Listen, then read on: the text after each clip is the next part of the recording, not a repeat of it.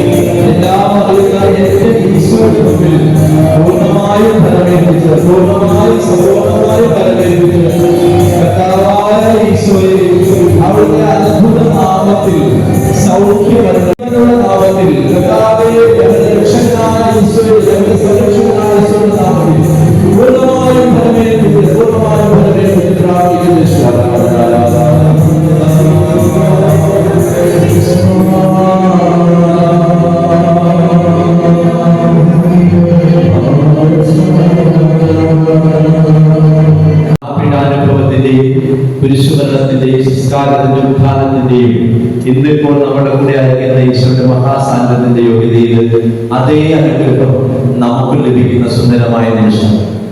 അതുകൊണ്ട് ഈ ഒരു നിർദ്ദേശമുള്ളത് സാധിക്കുന്ന എല്ലാവരും കരങ്ങൾ കൂപ്പിപ്പിടിക്കണം, കണ്ണുകൾ അടച്ച് ഈ പ്രാർത്ഥനയിലൂടെ മനസ്സ് ചലിക്കണം എന്ന് പറഞ്ഞാൽ ദൃശ്യരൂപത്തിൽ ഇങ്ങനെ മനസ്സിൽ കണ്ടുകൊണ്ടിരിക്കണം. അന്നാപസഹ തിരുനാളിൽ കർത്താവിന്റെ അന്നാപസഹ തിരുനാളിൽ കർത്താവ് ശിഷ്യരെയൊക്കെ ചേർത്ത് പിടിച്ചിങ്ങനെ മനസ്സിലൂടെ ചിത്രരൂപത്തിൽ ഇങ്ങനെ സഞ്ചരിക്കണം. അപ്പൊ പ്രാർത്ഥനയുടെ ആഴം കൂടും. ഹല്ലേലൂയ. മനസ്സിലായോ? അതായത് നമ്മുടെ ശരീരത്തെ നമ്മൾ പിടിച്ച് കെട്ടി ഇവിടെ ഇവിടെ ആന്തരിക സൗഖ്യത്യാ നടക്കുന്നുണ്ട്. അടുത്ത 15-ാം തീയതി മുതൽ വൈകിട്ട് യുവതി യുവാക്കൾ കൂടും.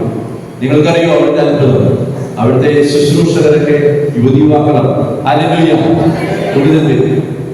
അതായത് ഒരു വർഷത്തേക്കൊക്കെ കമ്മിറ്റ്മെന്റ് എടുത്ത് അവിടെ ശുശ്രൂഷ ചെയ്യുന്ന നമ്മുടെ യുവാക്കളൊന്നും തെറ്റിപ്പോയിട്ടൊന്നുമില്ല. ഹല്ലേലൂയ. അവരവർക്കൊക്കെ നന്ദി പറയണം. നമ്മുടെ കുടുംബത്തിലെ യുവാക്കളെ നന്ദി പറയണേ കേട്ടോ. ചിലപ്പോ അനുസരണക്കെ വിഷമിക്കുന്ന കുറച്ച് പേരുണ്ടാവും. അതൊക്കെ കർത്താവിനെ ഏൽപ്പിച്ച് നമ്മുടെ യുവാക്കളിലേക്ക് നമ്മുടെ കുടുംബത്തിൽ വചനം കേൾക്കാനുള്ള അവസരം ലഭിച്ചതാകാം. അത് നന്ദിയാണ്. എന്റെ കുടുംബത്തിലെ ചെറിയൊരു ദൗത്യം ചെയ്യാൻ പറ്റിയതാകാം. നന്ദി ഈശോയെ. കണ്ണുകളെ കരകൾക്കൊക്കെ ഈ നന്മകളെ നന്ദി പറഞ്ഞു കർത്താവിന്റെ ഈ വഴിയിൽ നമ്മൾ പങ്കുചെയ്തു. പിതാവിന്റെയും പുത്രന്റെയും പരിശുദ്ധാത്മാവിന്റെയും നാമത്തിൽ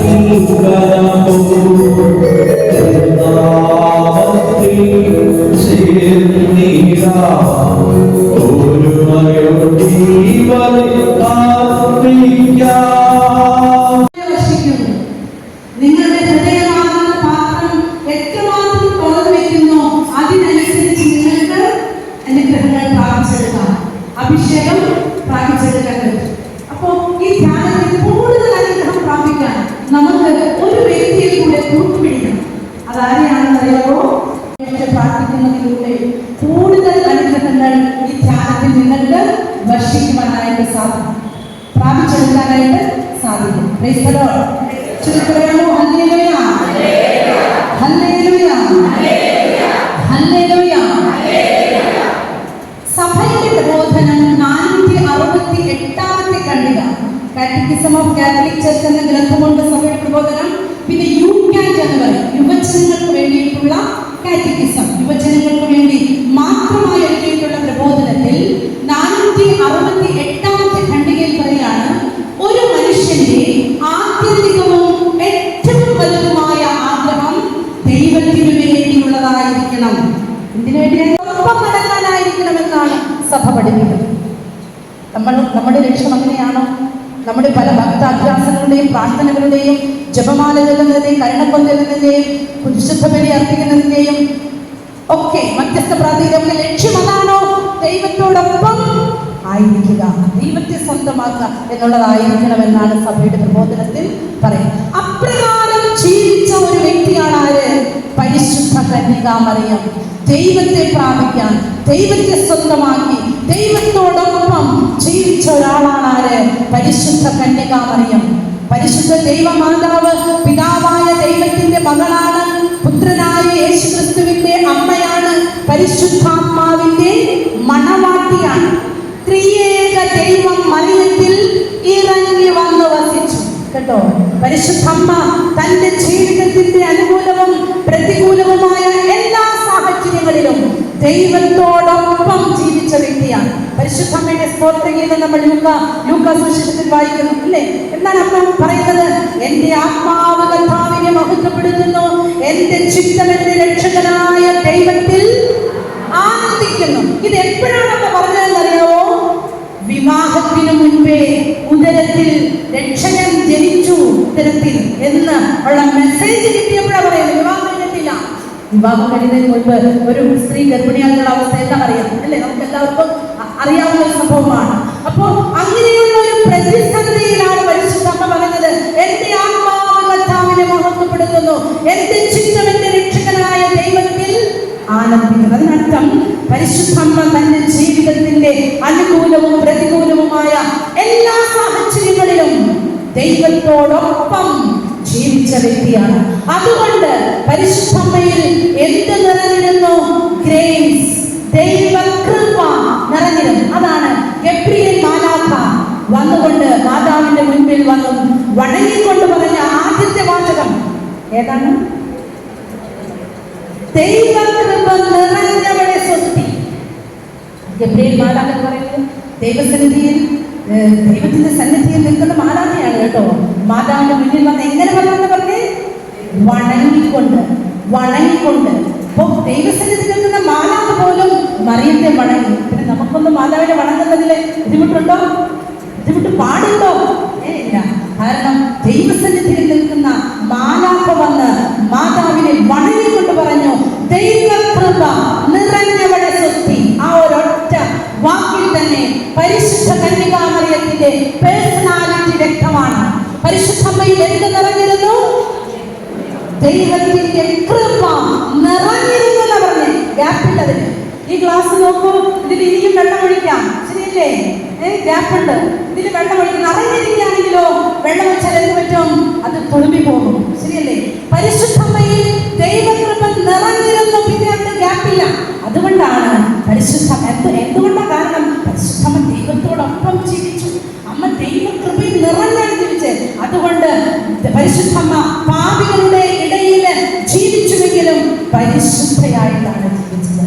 അമ്മയിൽ ഗ്രേസ് നിറഞ്ഞു. അപ്പൊ നമുക്കും പറ്റും, നമ്മളും ദൈവകൃപയിൽ നിറഞ്ഞ് ജീവിക്കുമ്പോൾ, നമ്മൾ ഈ ലോകത്തിലായിരിക്കുമ്പോഴും നമുക്ക് വിശുദ്ധിയിൽ ജീവിക്കാൻ സാധിക്കുമെന്ന് ഉറപ്പാണ്. Price the Lord. Hallelujah, hallelujah, hallelujah. പ്രിയപ്പെട്ടവരെ, അമ്മ എന്ന് പറയുമ്പോൾ തന്നെ നമ്മുടെ മനസ്സിലോട്ട് എന്താണ് വരിക? അമ്മ. ഇവിടെ കുറെ അമ്മമാരിട്ടുണ്ട്, ഞാനും ഒരു അമ്മയാണ് കേട്ടോ. അപ്പോ അമ്മ എന്ന് പറയുമ്പോൾ നമ്മുടെ മനസ്സിലോട്ട് വരുന്നത് എന്താ? സ്നേഹമാണ്, ശരിയല്ലേ? നമ്മൾ പ്രത്യേകിച്ച് കൊച്ചുകുട്ടികളൊക്കെ അമ്മമാരോടാണ് എല്ലാ കാര്യങ്ങളും വന്ന് പറയുക. പ്രായമായാലും അമ്മ ചോദിച്ചിട്ടുണ്ടെങ്കിൽ നമ്മൾ അമ്മയോട് എല്ലാ കാര്യങ്ങളും പറയും. ശരിയല്ലേ? ഒരു മറയുമില്ലാതെ എന്തും ഏത് കാര്യവും സ്വാതന്ത്ര്യത്തോടെ ചെന്ന് പറയാൻ പറ്റുന്നത് ആരുടെ അടുത്താണ്? അമ്മയുടെ അടുത്താണ്. കാരണം എന്താ? അമ്മ സ്നേഹമാണ്. അമ്മയുടെ ഉള്ളിൽ അമ്മയെ കുറിച്ച് ഓർക്കുമ്പോൾ തന്നെ നമ്മുടെ ഉള്ളിൽ എന്തുണ്ട്? സ്നേഹം. കൊച്ചുങ്ങൾ എന്ത് കുരുത്തക്കേടും ഇതൊക്കെ കാണിച്ചാൽ ഉള്ളിരിക്കുന്ന അമ്മമാരെ, നിങ്ങൾക്ക് അവരോട് സ്നേഹമല്ലേ? ശരിയാണ്, അതാണ് അമ്മ മനസ്സ്. അമ്മ മനസ്സ് അതാണ്. ബൈബിളിൽ ദൈവ സ്നേഹത്തെ കുറിച്ച് പറയുന്ന വാചകങ്ങളില് ദൈവത്തിന്റെ സ്നേഹം അമ്മയും കുഞ്ഞും തമ്മിലുള്ള ബന്ധത്തെ എടുത്തു കാണിച്ച് പറയുന്നത് നമ്മൾ വായിക്കുന്നുണ്ട് ബൈബിളിൽ, അല്ലേ? അപ്പോ അമ്മ എന്ന് പറയുന്നവരുടെ മനസ്സിലുള്ള സ്നേഹമാണ്. എന്തും പറയാനൊരു സ്വാതന്ത്ര്യം നമുക്കുണ്ട്. അപ്പനോട് പറയുന്നതിൽ കൂടുതൽ കുഞ്ഞുങ്ങൾ അമ്മയുടെ അടുത്താണ് വന്ന് പറയുക. പ്രിയപ്പെട്ടവരെ, അത് അമ്മ മനസ്സിന്റെ പ്രത്യേകതയാണ്. അതുപോലെ ഒരു അമ്മ മനസ്സുള്ളതാണ് പരിശുദ്ധ ദൈവമാതാവിനെ. നമുക്ക് ആ അമ്മയുമായി അങ്ങനെ ഒരു ബന്ധം നമുക്കുണ്ടാകണം. എന്തും ആ അമ്മയുടെ അടുത്ത് വന്ന് പറയാൻ. നമ്മുടെ ജീവിതത്തിൽ വിഷമങ്ങൾ, വേദനകൾ, ദുഃഖങ്ങൾ വരുമ്പോൾ അമ്മയുടെ അടുത്ത്, അമ്മേ എനിക്ക് ഇന്നിന്റെ അവസ്ഥയാണ്, അമ്മ എനിക്ക് വേണ്ടി ഒന്ന് പ്രാർത്ഥിക്കണേ, ഈശോയിൽ എനിക്ക് അനുഗ്രഹം മേടിച്ചു തരണേ എന്ന് പറയാനുള്ള ഒരു സ്വാതന്ത്ര്യം അത് നമ്മുടെ ഉള്ളിൽ ജനിക്കണം. ആ ബന്ധം നമ്മൾ വളർത്തണം. കത്തോലിക്ക സഭയുടെ മതബോധന ഗ്രന്ഥത്തിൽ പരിശുദ്ധ അമ്മയെ കുറിച്ച് പഠിപ്പിക്കുന്ന പ്രബോധനത്തിൽ പറയുന്നത് ഇങ്ങനെയാണ്. കാറ്റക്കിസം ഓഫ് കാത്തലിക് ചർച്ച് ആ ഗ്രന്ഥത്തിൽ പറയുന്നത്, കന്യകാമറിയത്തെ കുറിച്ചുള്ള കത്തോലിക്ക പ്രബോധനം ക്രിസ്തുവിനെ കുറിച്ചുള്ള കത്തോലിക്ക വിശ്വാസത്തെ കൂടുതൽ പ്രകാശിപ്പിക്കുന്നു. കാറ്റക്കിസം ഓഫ് കാത്തലിക് മതബോധന ഗ്രന്ഥം പറയുന്ന ഒരു വ്യക്തിയുടെ അഭിപ്രായം എഴുതിയിരിക്കുന്നതല്ല കേട്ടോ. ബൈബിളിലെ വ്യാഖ്യാനമാണ് ആ പുസ്തകത്തിൽ എഴുതിയിട്ടുള്ളത്. അത് കുറെ ബൈബിൾ പണ്ഡിതന്മാരും എല്ലാവരും പ്രാർത്ഥിച്ച് ധ്യാനിച്ച് പഠിച്ച് വിശകലനം ചെയ്ത് പരിശുദ്ധാത്മാവിന്റെ പ്രേരണ എഴുതിയിട്ടുള്ള വ്യാഖ്യാനമാണ്. അപ്പോൾ തെറ്റുപറ്റല്ല. നമുക്ക് എന്തെങ്കിലും സംശയം ഉണ്ടെങ്കിൽ മറ്റുള്ളവരുടെ അടുത്ത് ഓടിപ്പോയി ചോദിക്കുന്നതിലും നല്ലതേല സഭയുടെ പ്രബോധനം എടുത്ത് വായിക്കുക. അതിനാണ് വ്യക്തമായ ഉത്തരം. ഓരോരുത്തരുടെ അടുത്ത് വ്യക്തിപരമായി ചോദിക്കുന്നത് ഓരോരുത്തരുടെ അഭിപ്രായമായിരിക്കും പറയുക.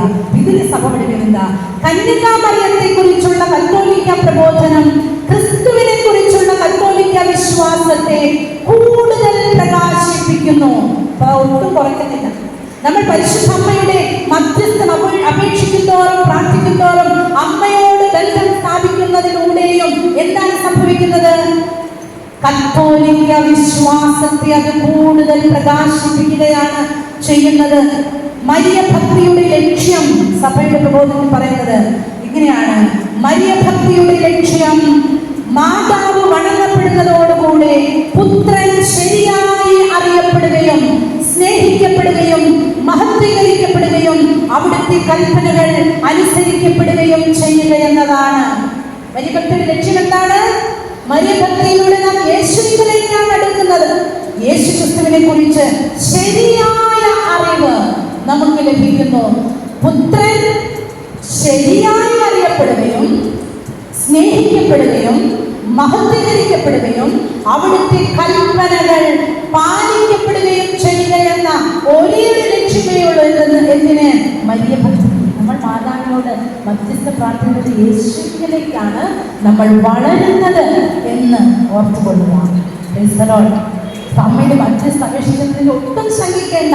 പ്രഭാഷകൻ 3-ാം അധ്യായത്തിൽ 6-ാമത്തെ വാക്യത്തിൽ ഇപ്രകാരം പറയുന്നത്, അതിന് ഹെഡിങ് മാതാപിതാക്കന്മാരോടുള്ള കടമകൾ എന്നാണ് പറഞ്ഞിട്ടുള്ളത്. അതായത് നമുക്ക് ഈ ഭൂമിയിൽ ജന്മം തന്ന മാതാപിതാക്കളോടുള്ള കടമകൾ 3-ാം അധ്യായം 4-ാം വാക്യത്തിലാണ് പറയുന്നത്. ഇങ്ങനെ പറയുന്നത്, അമ്മയെ മഹത്വപ്പെടുത്തുന്നവൻ നിക്ഷേപം കൂട്ടിവെക്കുന്നു. നമുക്ക് ഈ ഭൂമിയിൽ ജന്മം തന്ന അമ്മയെയും അപ്പനെയും കുറിച്ച് പറയുന്നത് കേട്ടോ. അവരെ മഹത്വപ്പെടുത്തി നമ്മുടെ നിക്ഷേപം വർദ്ധിക്കുമെന്ന്. അങ്ങനെയെങ്കിൽ യേശുക്രിസ്തുവിന്റെ അമ്മയായ പരിശുദ്ധ കന്യകാമറിയത്തെ മഹത്വപ്പെടുത്തിയാൽ എന്ത് സംഭവിക്കും? നമ്മുടെ നിക്ഷേപം വർദ്ധിച്ചുകൊണ്ടിരിക്കുകയാണ് സ്വർഗത്തിൽ.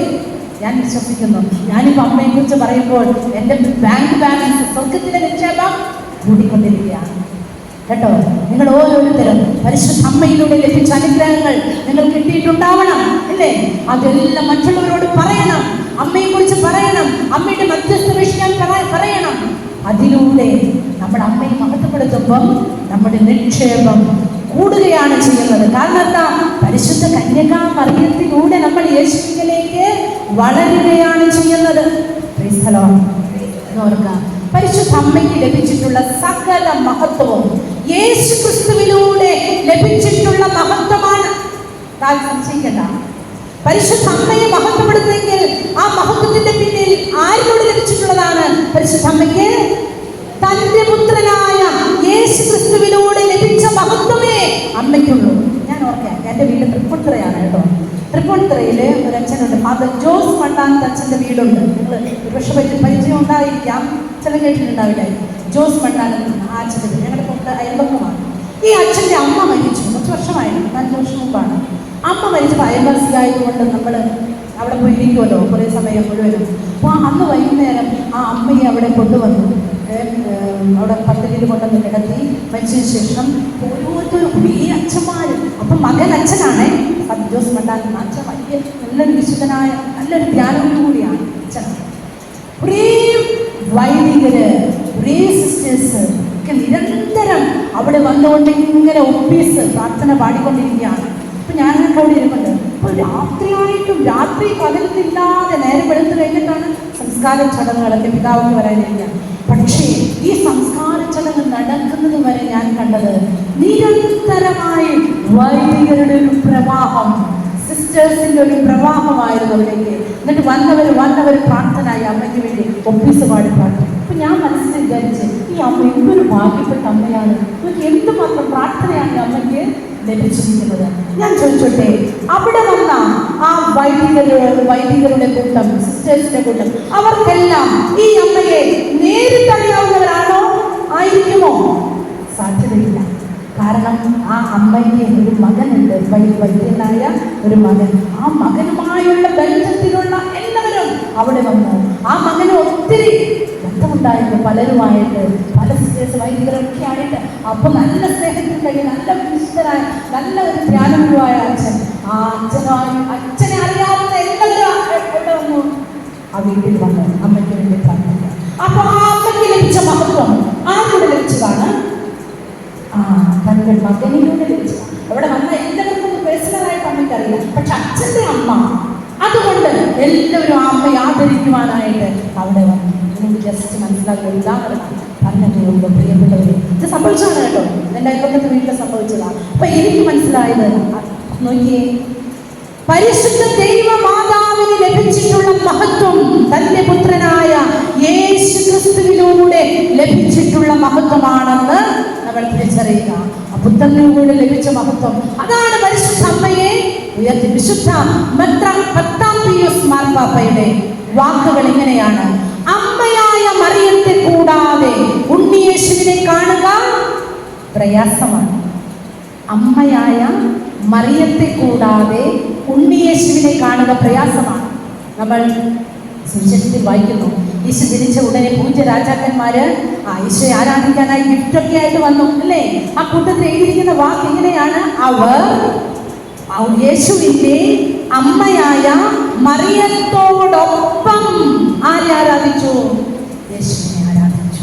അമ്മയെ മാറ്റി നിർത്തിയിട്ടല്ല, അമ്മയായ മറിയത്തോടൊപ്പം യേശുവിനെ ആരാധിച്ചു. അമ്മയെ നമുക്ക് നമ്മുടെ വിശ്വാസം മാറ്റി നിർത്താൻ പറ്റും. ഞാൻ പറയാൻ കാരണം, ഇന്നത്തെ കാലത്ത് ഒത്തിരി പേര് അങ്ങനെ നമ്മളെ പ്രലോഭിപ്പിക്കുന്നവരുണ്ട്. എന്തിനാ മാതാവിനോട് പ്രാർത്ഥിക്കുന്നത്? മാതാവിന്റെ പേര് അതൊരു ഉപകരണം മാത്രം, അത് ആ സമയത്ത് അമ്മ സമ്മതിച്ചു, അതുകൊണ്ട് ദൈവം അനുവദിച്ചു, ഇങ്ങനെയൊക്കെ ഇങ്ങനെ പറയുന്ന ഒരു ഗണം ഇന്ന് ഈ കാലഘട്ടത്തിലുണ്ട്. അപ്പൊ അതിലൊന്നും നമ്മൾ പോയി തെറ്റായ പാഷണ്ഡത എന്നാണ് പറയുന്നത്, തെറ്റായ പ്രബോധനം, അതിലൊന്നും നമ്മൾ വീണുപോയേക്കരുത്.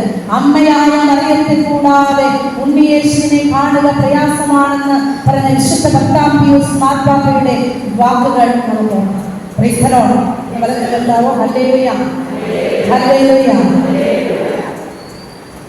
ഞാൻ ചോദിച്ചോട്ടെ, മറിയത്തെ ആരാണ് തെരഞ്ഞെടുത്തത്?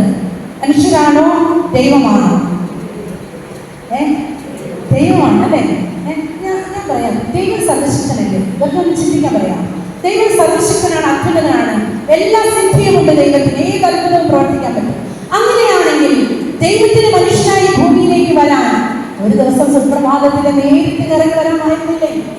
ഒരു സുപ്രഭാതം നോക്കിയപ്പോൾ ഏതെങ്കിലും ഒരു പ്രശസ്തമായ ദേവാലയത്തിൽ ഇത് രക്ഷകൻ ജനിച്ചിരിക്കുന്നു, അങ്ങനെ വന്നൂടെ? നേരിട്ട് ഒരാളുടെ സഹായമില്ലാതെ ദൈവത്തിന് ജനിക്കാമായിരുന്നില്ലേ യേശുവായിട്ട്? പറ്റുമായിരുന്നില്ലേ എന്ന് പറയും. രസമുണ്ടോ? പറ്റുമായിരുന്നു. പക്ഷെ ദൈവം അത് ചെയ്തില്ല. ഈ ഭൂമിയിലേക്ക് രക്ഷകൻ ജനിക്കാൻ പരിശുദ്ധ ദൈവമാതാവിലൂടെ തന്നെ വേണമെന്ന് ആര് തീരുമാനിച്ചു? ദൈവം തീരുമാനിച്ചു. ഇത് മനുഷ്യരുടെ തിരഞ്ഞെടുപ്പല്ല, ദൈവത്തിന്റെ തിരഞ്ഞെടുപ്പാണ്. എഫേസ്യസ് ലേഖനം 1-ാം അധ്യായം 4-ാം വാക്യത്തിൽ പറയാം, തന്റെ സ്നേഹത്തിൽ പരിശുദ്ധരും നിഷ്കളങ്കരുമായിരിക്കാൻ ലോക സ്ഥാപനത്തിന് മുൻപ് തന്നെ ദൈവം നമ്മെ ഓരോരുത്തരെയും ക്രിസ്തുവിൽ തിരഞ്ഞെടുത്തു. നമ്മുടെ എന്ന തിരഞ്ഞെടുത്തിരിക്കുന്ന നമ്മുടെ ഓരോരുത്തരെയും ലോക സ്ഥാപനത്തിന് മുൻപേ. അങ്ങനെയാണെങ്കിൽ ദൈവമാതാവാകേണ്ട പരിശുദ്ധ കന്യകാമറിയത്തെ എന്ന് തിരഞ്ഞെടുത്ത് കാണും? ലോകസ്ഥാപനത്തിന് മുൻപേ, അതിലും നേരത്തെ തിരഞ്ഞെടുത്തിട്ടുണ്ട് ദൈവം. പ്രിയപ്പെട്ടവരെ, നമ്മൾ മാതാവിന്റെ മുൻപിൽ ജപമാല ചൊല്ലിയത് കൊണ്ടോ തിരി കത്തിച്ചത് കൊണ്ടോ പ്രാർത്ഥിച്ചത് കൊണ്ടോ അല്ല പരിശുദ്ധ കന്യകാമറിയം ഉയർന്നു നിൽക്കുന്നത്. എന്തുകൊണ്ടാണ്? ദൈവം മറിയത്തെ തെരഞ്ഞെടുത്തു, ഉയർത്തി, രക്ഷാകര പദ്ധതിയുടെ ഭാഗമാക്കി. പലയിടത്തും പരിശുദ്ധ അമ്മയുടെ സാന്നിധ്യം, പ്രത്യക്ഷം ഒക്കെ ഉണ്ടായിട്ട് അമ്മ കരയുന്നു, അമ്മയുടെ രൂപത്തിൽ നിന്ന് കണ്ണുനീര് വരുന്നു. ഞങ്ങൾ തൃപ്പൂണിത്തുറ പള്ളിയിൽ ഒരുടനെ 2012-13 കാലഘട്ടങ്ങളിൽ തേനൊഴുക്കി മാതാവിന്റെ റോസാംസിക് മാതാവിന്റെ സ്റ്റേച്യൂയിൽ നിന്ന് കണ്ണിൽ നിന്നും ശരീരത്തിൽ നിന്നും തേനൊഴുക്കി പാത്രത്തിലിങ്ങനെ നിറഞ്ഞു വന്നിരുന്ന 2 വർഷം കണ്ടിന്യൂസ് ആയിട്ട് അങ്ങനെ ഉണ്ടായിരുന്നു. അപ്പൊ അതുപോലെ പല പല അത്ഭുതങ്ങൾ. പരിശുദ്ധമ്മയെ കരയുന്നു, ചില സ്റ്റാച്യൂയിൽ നിന്ന് കരയുന്നു, ചില സ്റ്റാച്യൂ രക്തക്കണ്ണീരൊഴുക്കി കരയുന്ന അമ്മ. എന്തായിരിക്കും അമ്മ കരയുന്നതിന്റെ കാരണം? അമ്മ എന്തിനായിരിക്കും കരയുന്നേ? ചില അമ്മമാര് കരയാറുണ്ട്. എന്തിനാ? സ്വന്തം മക്കൾ വഴിതെറ്റിപ്പോയാൽ, അല്ലെങ്കിൽ അവർക്ക് എന്തെങ്കിലും അസ്വസ്ഥതയുണ്ടായാൽ, രോഗം വന്നാൽ, വിഷമം വന്നാൽ, പഠിക്കുന്നില്ലെങ്കിൽ അമ്മമാര് കരയും. ശരിയല്ലേ? സ്വന്തം കുഞ്ഞിനെ പറ്റിയാൽ, അപ്പുറത്തെ വീട്ടിലെ അല്ലെങ്കിൽ കുറെ ദൂരെയുള്ള വീട്ടിലെ കുഞ്ഞിന് വല്ലതും പറ്റിയാൽ ഈ അമ്മ കരയോ? സ്വന്തം അമ്മ കരയോ? കുഞ്ഞിന്റെ ഇല്ല, സ്വന്തം കുഞ്ഞിനെ ഓർത്തേ കരയത്തുള്ളൂ. പ്രിയപ്പെട്ട, അത് മാനുഷികമാണ്. ശരിയല്ലേ? പരിശുദ്ധ അമ്മ കരയുന്നു. എന്തിനാണല്ലോ? അമ്മയിലൂടെ തന്ന മെസ്സേജ് പല സ്ഥലങ്ങളിൽ പ്രത്യക്ഷപ്പെട്ടപ്പോൾ പറഞ്ഞിട്ട് സാധ്യമായി പ്രത്യക്ഷപ്പെട്ട പാപത്തിൽ നശിക്കുന്ന മക്കൾക്ക് വേണ്ടി നിങ്ങൾ പ്രാർത്ഥിക്കുകയും പശ്ചാത്തപിക്കുകയും നിങ്ങൾ മാനസാന്തരപ്പെടുകയും എന്ന മെസ്സേജാണ് പരിശുദ്ധ അമ്മയോട് തരുന്നത്. അപ്പൊ അമ്മ കരയുന്നത് എന്തിനായിരിക്കും? പാപത്തിൽ നശിക്കുന്ന മക്കളെ ഓർത്ത് അമ്മ കരയുന്നു. നമ്മൾ സാധാരണ അമ്മമാര് സ്വന്തം മക്കളെ ഓർത്ത് കരയും, വേദനിക്കും. അപ്പൊ അമ്മ ഈ ലോകത്തുള്ള മാനവ മക്കൾ തിന്മയിൽ വീഴുന്നതോർത്ത് കരയുന്നെങ്കിൽ അതിന്റെ അർത്ഥം എന്താണ്? അമ്മ സകലരുടെയും അമ്മയാണെന്നർത്ഥം. യേശു ക്രിസ്തുവിന്റെ മാത്രം അമ്മയല്ല. ചിലർ ഉറങ്ങിപ്പോയത് കേട്ടത് എന്ന് വളരെ ഉയർത്തി നമുക്ക് എല്ലാവർക്കും നിവർന്നിരിക്കാം. അറിയണമെങ്കിൽ യേശു ആരാണെന്ന് ആദ്യം യേശു ആരാണെന്ന് അറിയാം.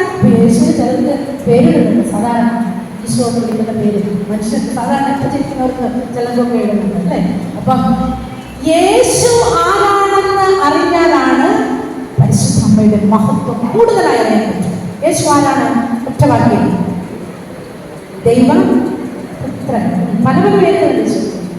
ഏതാണ്? രക്ഷകൻ, സ്നേഹം, പ്രകാശം. ഇതെല്ലാം ഒരൊറ്റ പേരില് ഒരുമിച്ച് പറയാമോ? ഇതെല്ലാം രക്ഷിക്കുന്നവൻ, ഇതെല്ലാം ഒരുമിച്ച് ചേർന്നൊരു പദം. ആർക്കാ രക്ഷിക്കാൻ പറ്റുക നമ്മളെ? ദൈവം. ദൈവം കേട്ടോ. യേശു ഈ പേരാണ് ഏറ്റവും ചെറുത്. യേശു ദൈവമായതുകൊണ്ടാണ് യേശുവിനെ രക്ഷിക്കാൻ പറ്റുന്നത്, പാപമോചിക്കാൻ പറ്റുന്നത്, യേശു നമ്മളെ സുഖപ്പെടുത്താൻ പറ്റുന്നത്, നമ്മളെ മോചിപ്പിക്കാൻ പറ്റുന്നത്. എല്ലാ കാര്യങ്ങളും യേശു ചെയ്യുന്നത്. കാരണം എന്താ? യേശു ദൈവമാണ്. യേശു ദൈവമാണെന്നുള്ള വാക്ക് ഉപയോഗിക്കാം. പിന്നെ അതിനെ സ്ഥാപിക്കാൻ പോവുകയാണ്. യോഹന്നാന്റെ സുവിശേഷം 1-ാം വാക്യം. ആദിയിൽ വചനമുണ്ടായിരുന്നു, വചനം ദൈവത്തോട് കൂടെയായിരുന്നു, വചനം ദൈവമാണ്. ആദ്യ അധ്യായത്തിൽ 1:14 പറയാ, ഈ വചനം മാംസം ധരിച്ച് നമ്മുടെ ഇടയിൽ വസിച്ചു. ദൈവമായ വചനം മാംസം ധരിച്ച് നമ്മുടെ ഇടയിൽ വസിച്ചതാരാ? യേശു ക്രിസ്തു അല്ലേ? വചനം ദൈവമാണെന്ന് പറഞ്ഞു. അതാണ് യേശു ക്രിസ്തു. പിന്നെ 1:18 പറയാം. 1:18 ദൈവത്തെ ആരും ഒരിക്കലും കണ്ടിട്ടില്ല, എന്നാൽ പിതാവുമായി ഗാഢബന്ധം പുലർത്തുന്ന ദൈവം തന്നെയായ ഏകജാതനാണ് അവിടുത്തെ വെളിപ്പെടുത്തിയത്. ദൈവത്തെ വെളിപ്പെടുത്തിയത് പിതാവുമായി ഗാഢബന്ധം പുലർത്തുന്ന, പറഞ്ഞുപോയോ? ദൈവം തന്നെയായ ഏകജാതൻ. ആ ഏകജാതൻ ആരാണ്? യേശു ക്രിസ്തു. ആ വാക്കിന്റെ തൊട്ടുമുന്നിൽ എഴുതിയിരിക്കുന്ന പദം എന്താണ്? ദൈവം തന്നെയായ ഏകജാതനാണ് അവിടുത്തെ വെളിപ്പെടുന്നത്. യേശുവാര ദൈവമാണ്, യേശു ദൈവമാണ്, യേശു ദൈവമാണ്. ഇവിടെയാണ് പരിശുദ്ധ കന്യകാമറിയത്തിന്റെ മഹത്വം. പ്രിയപ്പെട്ടവരെ, ഒരു സാധാരണ മനുഷ്യനെ അല്ല മറിയം പ്രസവിച്ചത്, പിന്നെയോ ദൈവം തന്നെയായ യേശു ക്രിസ്തുവിനെയാണ് മറിയം, പരിശുദ്ധ കന്യകാമറിയം പ്രസവിച്ചത്. അത് അവിടെയാണ് പ്രാധാന്യം. ദൈവം തന്നെയായ യേശു ക്രിസ്തുവിനെ. ഒരു അമ്മയുടെ ഉദരത്തിൽ ഒരു ശിശു രൂപപ്പെട്ടു കഴിഞ്ഞാൽ ജനിക്കുന്നതിന് മുമ്പ് നമുക്ക് സയൻസ് നമുക്കറിയാം, 9 മാസം 9 ദിവസം കാലം നമ്മുടെ ഉദരത്തിലുണ്ട്. ഈ കുഞ്ഞ് ശ്വസിക്കുന്നു, ഭക്ഷിക്കുന്നു, പാനം ചെയ്യുന്നു. ആരിലൂടെ? അമ്മയിലൂടെ ശ്വസിക്കുന്നു, ഭക്ഷിക്കുന്നു, പാനം ചെയ്യുന്നു. അങ്ങനെയാണ് നോക്കിയേ, ദൈവം തന്നെയായ യേശു ക്രിസ്തു പരിശുദ്ധ കന്യകാമറിയത്തിന്റെ ഉദരത്തിൽ അമ്മയിലൂടെ ശ്വസിച്ചു, ഭക്ഷിച്ചു, പാനം ചെയ്തു. ജനന സമയത്താണ് അമ്മയും കുഞ്ഞും തമ്മിൽ വേർപെടുത്തിയെടുത്തത്, അല്ലേ? ആ അമ്മയും കുഞ്ഞും തമ്മിലുള്ള ആ ബന്ധം അത് വളരെ പ്രധാനപ്പെട്ടതാണ്. അത് ദൈവമായ യേശു ക്രിസ്തുവുമായി പറയുന്നത്. അവിടെയാണ് പരിശുദ്ധ കന്യകാമറിയത്തിലെ പരിശുദ്ധി നിലനിൽക്കുന്നത് കേട്ടോ. പരിശുദ്ധ അമ്മയെ അമലോത്ഭവം എന്ന് പറയുന്നത് വളരെയധികം ആഴത്തിൽ പഠിക്കേണ്ട ഒരു കാര്യം. പക്ഷെ സിമ്പിളായി ഞാൻ പറഞ്ഞോട്ടെ, പരമപരിശുദ്ധനായ ദൈവത്തിന് ജനിക്കാൻ, ഈ ജനിക്കുന്നവൻ രക്ഷകനായ യേശു ക്രിസ്തു പരിശുദ്ധ അമ്മയിലൂടെ ജനിച്ചവൻ ഈ ലോകത്തിലുള്ള സകല മക്കളുടെയും പാപം മോചിക്കാൻ വേണ്ടിയിട്ടാണ്. ശരിയല്ലേ? പരിശുദ്ധനായവൻ എന്നെ പാപം മോചിക്കാൻ പറ്റൂ. അങ്ങനെയെങ്കിൽ ഓർത്തു വയ്ക്കോ, പരമപരിശുദ്ധനായ ദൈവമായ യേശു ക്രിസ്തുവിനെ ജനിക്കാൻ പരിശുദ്ധിയുള്ള ഒരു ഉദരം തന്നെ വേണമായിരുന്നു. അത് മുൻകൂറായി പരിശുദ്ധ അമ്മയ്ക്ക് നൽകപ്പെട്ടു. അതങ്ങനെ പറ്റൂ. അതിനെയാണ് നമ്മൾ ഈ അമലോത്ഭവം. അതുകൊണ്ട് പരിശുദ്ധ അമ്മത്തെ വരികയാണ്. പരിശുദ്ധ എന്ന വാക്കുകൾ ചേർത്തിട്ടുള്ളത്. ഇത് യേശു ക്രിസ്തുവിലൂടെ തന്നെയാണ് ഈ കൃപ അമ്മയ്ക്ക് ലഭിച്ചിരിക്കുന്നത്. ഹല്ലേലൂയ. ദൈവത്തെ പാലൂട്ടി ഓമനിച്ച് എന്ന് പറയുന്നു. നിങ്ങളുടെ മക്കൾ ആരെങ്കിലും നിങ്ങൾ വിളിക്കാറുണ്ടോ? സ്ത്രീയെ ഭക്ഷണം കൊണ്ടുപോകാം, എനിക്ക് ചോറെടുക്കുക, എൻ്റെ ഒരു ഡ്രസ്സൊക്കെ സ്ത്രീയെ എൻ്റെ ഒരു ഡ്രസ്സ് അലക്കിയിടും ഇത് പറയോ? നമുക്ക് തന്നെ അറിയാം അവന് ശരിയല്ലെന്ന് പറയുന്നത്, അല്ലേ? അവളത് പറയാൻ പാടില്ലെന്ന് നമുക്കറിയാം. ഞാൻ ആരും പറയുകയല്ല, ഒരു മക്കൾ അവനോട് പറയുകയാണ്. പിന്നെ എന്തായിരിക്കാം ഈശോയുടെ അമ്മയെ സ്ത്രീയെ, അതും ആളുകളുടെ മുൻപിൽ വെച്ച് സ്ത്രീയെ എന്ന് വിളിച്ചു വയ്ക്കും. പ്രിയപ്പെട്ടവരെ, നിയമങ്ങൾ പഠിപ്പിക്കുന്ന ഈശോ അങ്ങനെ തന്റെ അമ്മയെ സ്ത്രീ എന്ന് വിളിച്ചെങ്കിൽ അതിന്റെ പിന്നിൽ ഒരു ആത്മീയ രഹസ്യമുണ്ടെന്ന് നമ്മൾ മനസ്സിലാക്കണം. തമാശക്ക് വിളിച്ചതല്ല ഈശോ, അതിന് കാരണമുണ്ട്. ഇതറിയാം. ഉൽപ്പത്തി പുസ്തകം 3-ാം അധ്യായം 15-ാം വാക്യത്തിലോട്ട് ചെല്ലണം. എന്താണത്? അവിടെ ദൈവം രക്ഷകനെ വാഗ്ദാനം ചെയ്യുന്നതാണ്. പാപം ചെയ്ത മനുഷ്യന് രക്ഷിക്കാൻ രക്ഷകനെ വാഗ്ദാനം ചെയ്തു. പിശാച് സർപ്പത്തിന്റെ രൂപത്തിൽ വന്ന് ആണ് മനുഷ്യൻ പാപത്തിൽ വീണത്, അല്ലേ? അപ്പോ ആ പാമ്പിനോട്, സർപ്പത്തോട് പറയുന്നതായിട്ടാണ് അതിൽ പറയുന്നത്. ഉൽപ്പത്തി പുസ്തകം 3-ാം അധ്യായം 15-ാം വാക്യം. സർപ്പത്തോട് പറയാ, നീയും സ്ത്രീയും തമ്മിലും നിന്റെ സന്തതിയും അവളുടെ സന്തതിയും തമ്മിലും ഞാൻ ശത്രുതയുളവാക്കും. അവൻ ആര്? സ്ത്രീയുടെ സന്തതി സാത്താനെ നിന്റെ തലതകർക്കും എന്നാണ് ദൈവത്തിന്റെ വാക്യം. അവിടെ പറയുന്ന സ്ത്രീ ആരാണെന്ന് വ്യക്തമാക്കിയിട്ടില്ല. സ്ത്രീയുടെ സന്തതിയാണ് സാത്താന്റെ തല തകർക്കാൻ വരുന്നവരെന്ന് അവിടെ പറഞ്ഞിട്ടുണ്ട്. അപ്പോ ആ സ്ത്രീ ആരാണെന്ന് ആ വാഗ്ദാനത്തിൽ വെളിപ്പെടുത്തിയിട്ടില്ല. ആ സ്ത്രീയാണ് ഈ നിൽക്കുന്ന എന്റെ അമ്മ എന്ന് യേശു അവിടെ വ്യക്തമാക്കുകയാണ്. സ്ത്രീയെ എന്ന് വിളിച്ച് കുരിശിൻ ചുവട്ടിൽ വെച്ച് യേശു വിളിച്ചു സ്ത്രീയെ. ആ ഉൽപ്പത്തി പുസ്തകത്തിലെ രക്ഷകനെ വാഗ്ദാനം ചെയ്തിട്ടുള്ള അതിൽ പറഞ്ഞിട്ടുള്ള ആ സ്ത്രീയാണ് ഈ നിൽക്കുന്ന എന്റെ അമ്മ എന്നും സ്ത്രീയുടെ സന്തതി സാത്താനെ തകർക്കുമെന്ന് പറഞ്ഞു. അപ്പോ ഈ അമ്മയിൽ നിന്ന് ജനിച്ച സന്തതി താനാണെന്നും, അതായത് സാത്താന്റെ തല തകർക്കാൻ വന്നവൻ താനാണെന്നും യേശു അവിടെ വെളിപ്പെടുത്തുന്നു. വളരെ പറഞ്ഞേ ഹല്ലേലൂയ, ഹല്ലേലൂയ. കുഞ്ഞിനോട് പ്രാർത്ഥിക്കണേ, പഠിക്കാം. അങ്ങനെ ഞാൻ പറയാറില്ല, വീട്ടിന്റെ പ്രശ്നമുണ്ട്, വീട്ടിൽ പ്രാർത്ഥിക്കണേ, പറയാൻ കാര്യം കൊണ്ടോ? നമ്മൾ പറയുന്ന മനുഷ്യരോടാണ്. ഒരു പ്രാർത്ഥിച്ച കേൾക്കില്ലട്ടോ. പക്ഷെ മനുഷ്യര് ഭാവികളല്ലേ, നമ്മളെല്ലാവരും ഭാവികളല്ലേ.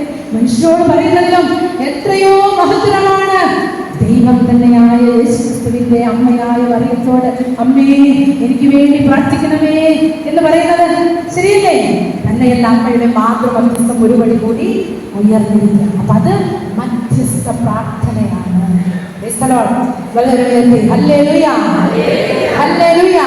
പരിശുദ്ധ സ്വർഗത്തിലുണ്ടോ? നിങ്ങളുടെ അഭിപ്രായം? നമ്മൾ മഹിമയുടെ രസത്തിൽ വായിക്കുന്നുണ്ടല്ലോ, മാതാവ് സ്വർഗത്തിലേക്ക് എടുക്കപ്പെട്ടു. സ്വർഗത്തിലുണ്ടോ? എന്താണ് ഉറപ്പ്? പരിശുദ്ധ സ്വർഗത്തിലുണ്ടെന്ന് എന്താണ് ഉറപ്പ്? ബൈബിളിൽ വളർത്താമനെ അമ്മയുടെ മധ്യസ്ഥം അപേക്ഷിക്കുക. നമ്മുടെ ഏതെങ്കിലും വിധത്തിൽ അമ്മയെ തള്ളിപ്പറയുകയോ അമ്മയെ കുറ്റം പറയുകയോ മറ്റുള്ളവർ പറയുന്നവരുടെ കൂടെ കൂടുകയോ ചെയ്തിട്ടുണ്ടെങ്കിൽ ഒരു നിമിഷം നമുക്ക് അമ്മയോട് മാപ്പ് ചോദിക്കാം. എന്നിട്ട് അമ്മയോട് പറയാം, അമ്മ എനിക്ക് അമ്മയെ വേണം, ഞാൻ അമ്മയെ സ്നേഹിക്കുന്നു, എൻ്റെ ആത്മീയതയിൽ വളരാൻ അമ്മ എന്നെ സഹായിക്കണം, യേശുവിലേക്ക് വളരാൻ അമ്മ എന്നെ സഹായിക്കണമെന്ന് പറയാം. അമ്മയുടെ വിമല ഹൃദയത്തിന് നമ്മളെ തന്നെ പ്രതിഷ്ഠിക്കാം, നമ്മുടെ കുടുംബത്തെ പ്രതിഷ്ഠിക്കാം. എന്നിട്ട് പരിശുദ്ധ അമ്മയെ സ്നേഹിച്ചു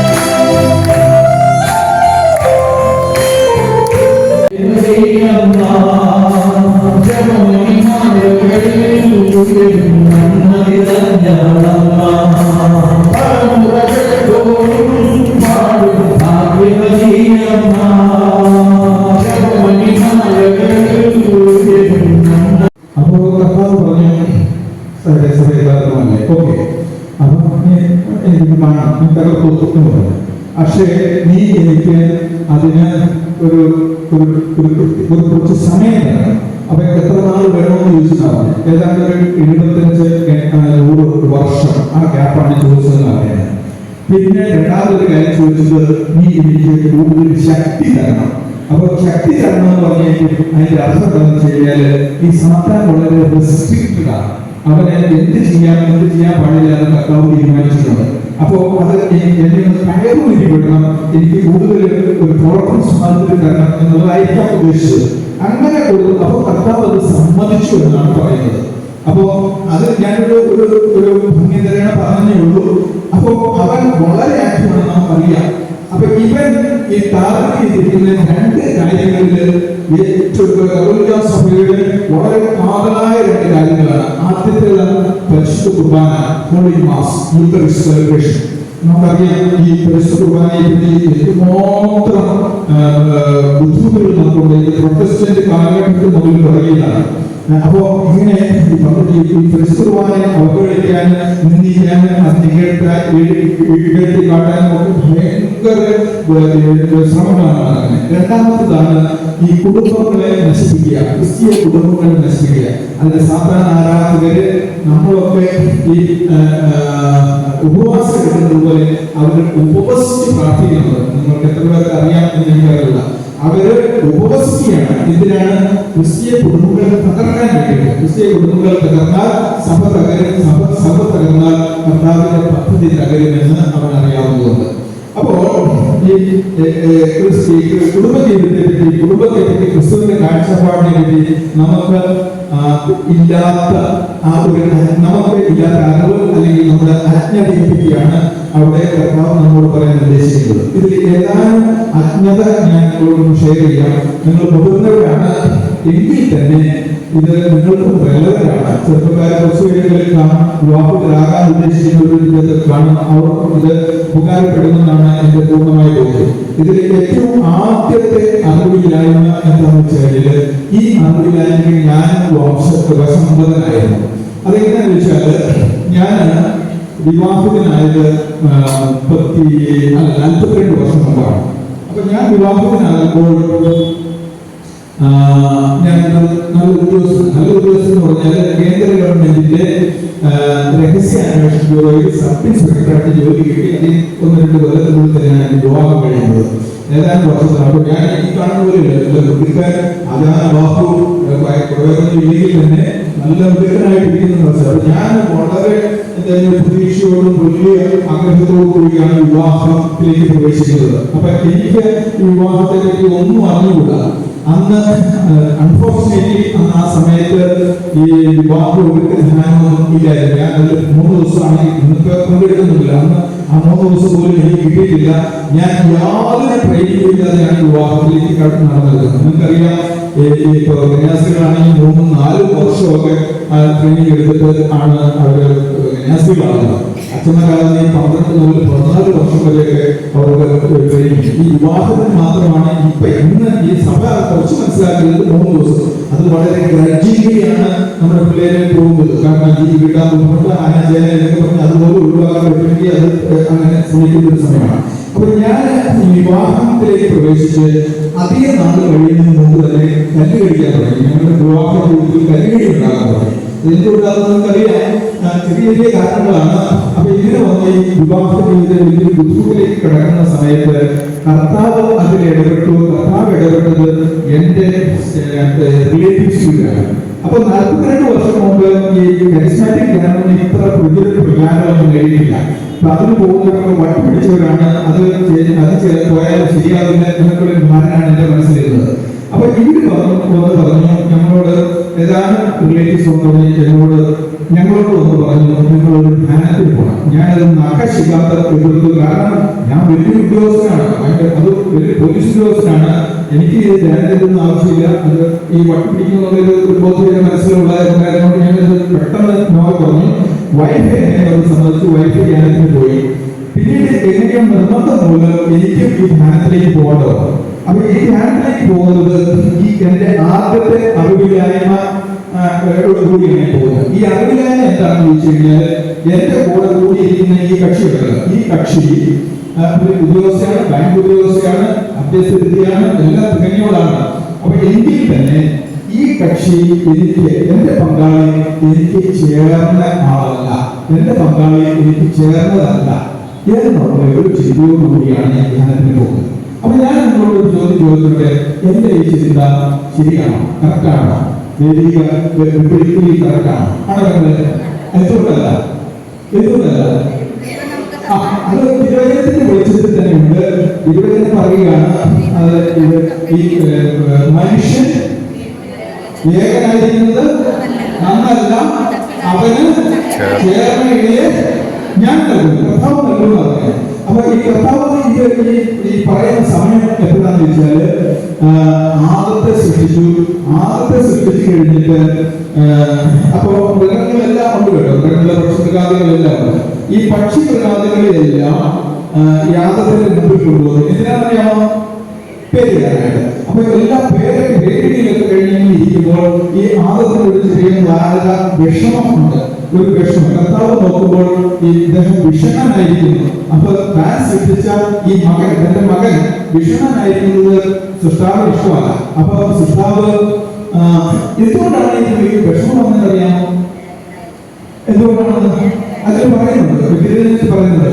അവന് ഈ പേരിട്ട് കഴിയുമ്പോ അവന് ചേർന്ന ഇണയെ അവരെയും കണ്ടില്ല. ഈ ഇട്ട പേരിട്ട ആ ഗണത്തിലൊന്നുമില്ല, അവന് ചേർന്ന ഇണയില്ല. അപ്പോ ഈ ആൺപട്ടി വരുന്നത് പെൺപട്ടിയുടെ കൂടെ, ഈ പോത്ത് വരുന്നത് എരിയുടെ കൂടെ, ഇങ്ങനെയൊക്കെ വന്നു കഴിഞ്ഞാൽ അവരുടെ കൂടെ ഇണയെ നോക്കിയാൽ കിട്ടുമില്ല. അതുകൊണ്ടാണ് ഈ ആദം വളരെ വിഷമനായിരുന്നത്. അപ്പൊ കർത്താവ് എന്താ ചെയ്തത്? കർത്താവ് നമുക്ക് ആർക്കെങ്കിലും ഒരു പ്രശ്നമുണ്ടായാലും കർത്താവ് ചെയ്യണേ, കർത്താവ് ഇടപെടും.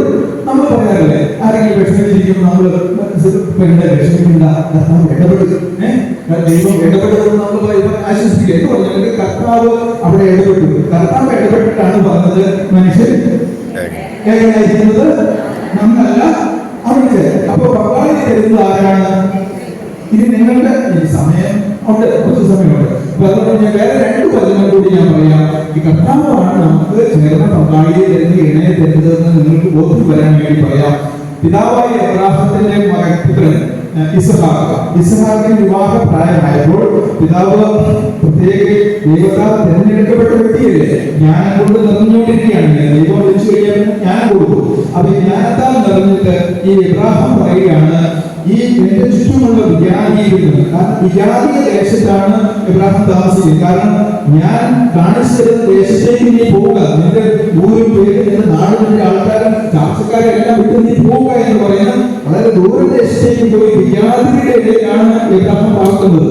അപ്പോ ഈ ഇബ്രാഹിം പറയുകയാണ്, ഈ വിജാതിയുടെ ഇടയിൽ നിന്ന് എന്റെ മകന് ഒരു ഭാര്യയെ സ്വീകരിക്കുന്നത് കിട്ടുന്നത് എനിക്ക് ഇഷ്ടമല്ല, അത് പാടില്ല. അതുകൊണ്ട് ഒരു കാര്യം ചെയ്യും, എലയാസ് എന്ന് പറയുന്ന ഒരു ഭൃത്തിനെ വിളിച്ചിട്ട്, ഒരുപാട് ഭൃത്യന്മാരുണ്ട്, ഒരു മിടുക്കനായ ഭൃത്തിനെ വിളിച്ചിട്ട് പറഞ്ഞു, നീ എന്റെ ചാർച്ചക്കാരുടെ അടുത്ത് പോയി എന്റെ പുത്രന് ചേർന്ന ഒരു പെൺകുട്ടിയെ കണ്ടുപിടിക്കാൻ പറഞ്ഞു. അപ്പൊ ഈ ഇബ്രാഹിമിന്റെ ജീവിതത്തിൽ ഈ പ്രാർത്ഥനയൊക്കെ കണ്ട് ഇവൻ ദൈവത്തിൽ വിശ്വസിച്ചിരുന്നില്ലെന്ന് അതിന് പറയുന്നില്ല. പക്ഷെ എന്നാലും ഇവന് ഒരു ബോധം ഉണ്ടായിരുന്നു, പോയ കാര്യം നടക്കും, കർത്താവിനോട് പറഞ്ഞ കാര്യം നടക്കുന്നു. അപ്പൊ ഈ പ്രാർത്ഥിച്ചുകൊണ്ടൊക്കെയാണ് പോയത്. അങ്ങനെ പ്രാർത്ഥിച്ചുകൊണ്ട് പോയ ആൾ കയറി ചെന്ന് ഏത് വീട്ടിലേക്ക് നമ്മൾ കയറി ചെന്ന് ലാബാന്റെ വീട്, ബത്തുവേലിന്റെ വീട്, ലാബാന്റെ സഹോദരി റെബേക്ക. അപ്പൊ ഈ റെബേക്കായെ കണ്ടുകൊണ്ടുള്ള നാടകം കണ്ടു. നിങ്ങൾക്ക് സമയമെളുപ്പം കണ്ടു വായിച്ചോളൂ. 24-ാം പേരിലാണ്. അപ്പോ അവിടെ ചെന്ന് ആ രാത്രി അവിടെ പാർത്തു. അപ്പൊ അതാഴൊക്കെ കഴിഞ്ഞിട്ട് കാര്യങ്ങളൊക്കെ പറഞ്ഞു. എന്നിട്ട് ഈ വിഷയം ഇൻട്രൊഡ്യൂസ് ചെയ്തു. പറഞ്ഞു, ഈ മകനെ യജമാനൻ ഒരു പെൺകുട്ടിയെ അന്വേഷിച്ചാണ് വന്നത്. അപ്പൊ അങ്ങനെ ചിന്തിച്ചിട്ട് വരാൻ സാധ്യതയുണ്ട് ഈ പേര്. അപ്പൊ അങ്ങനെയാണെങ്കിൽ ഈ ചേരാത്ത എങ്ങനെയാണ് നമുക്ക് തോന്നുന്നത്?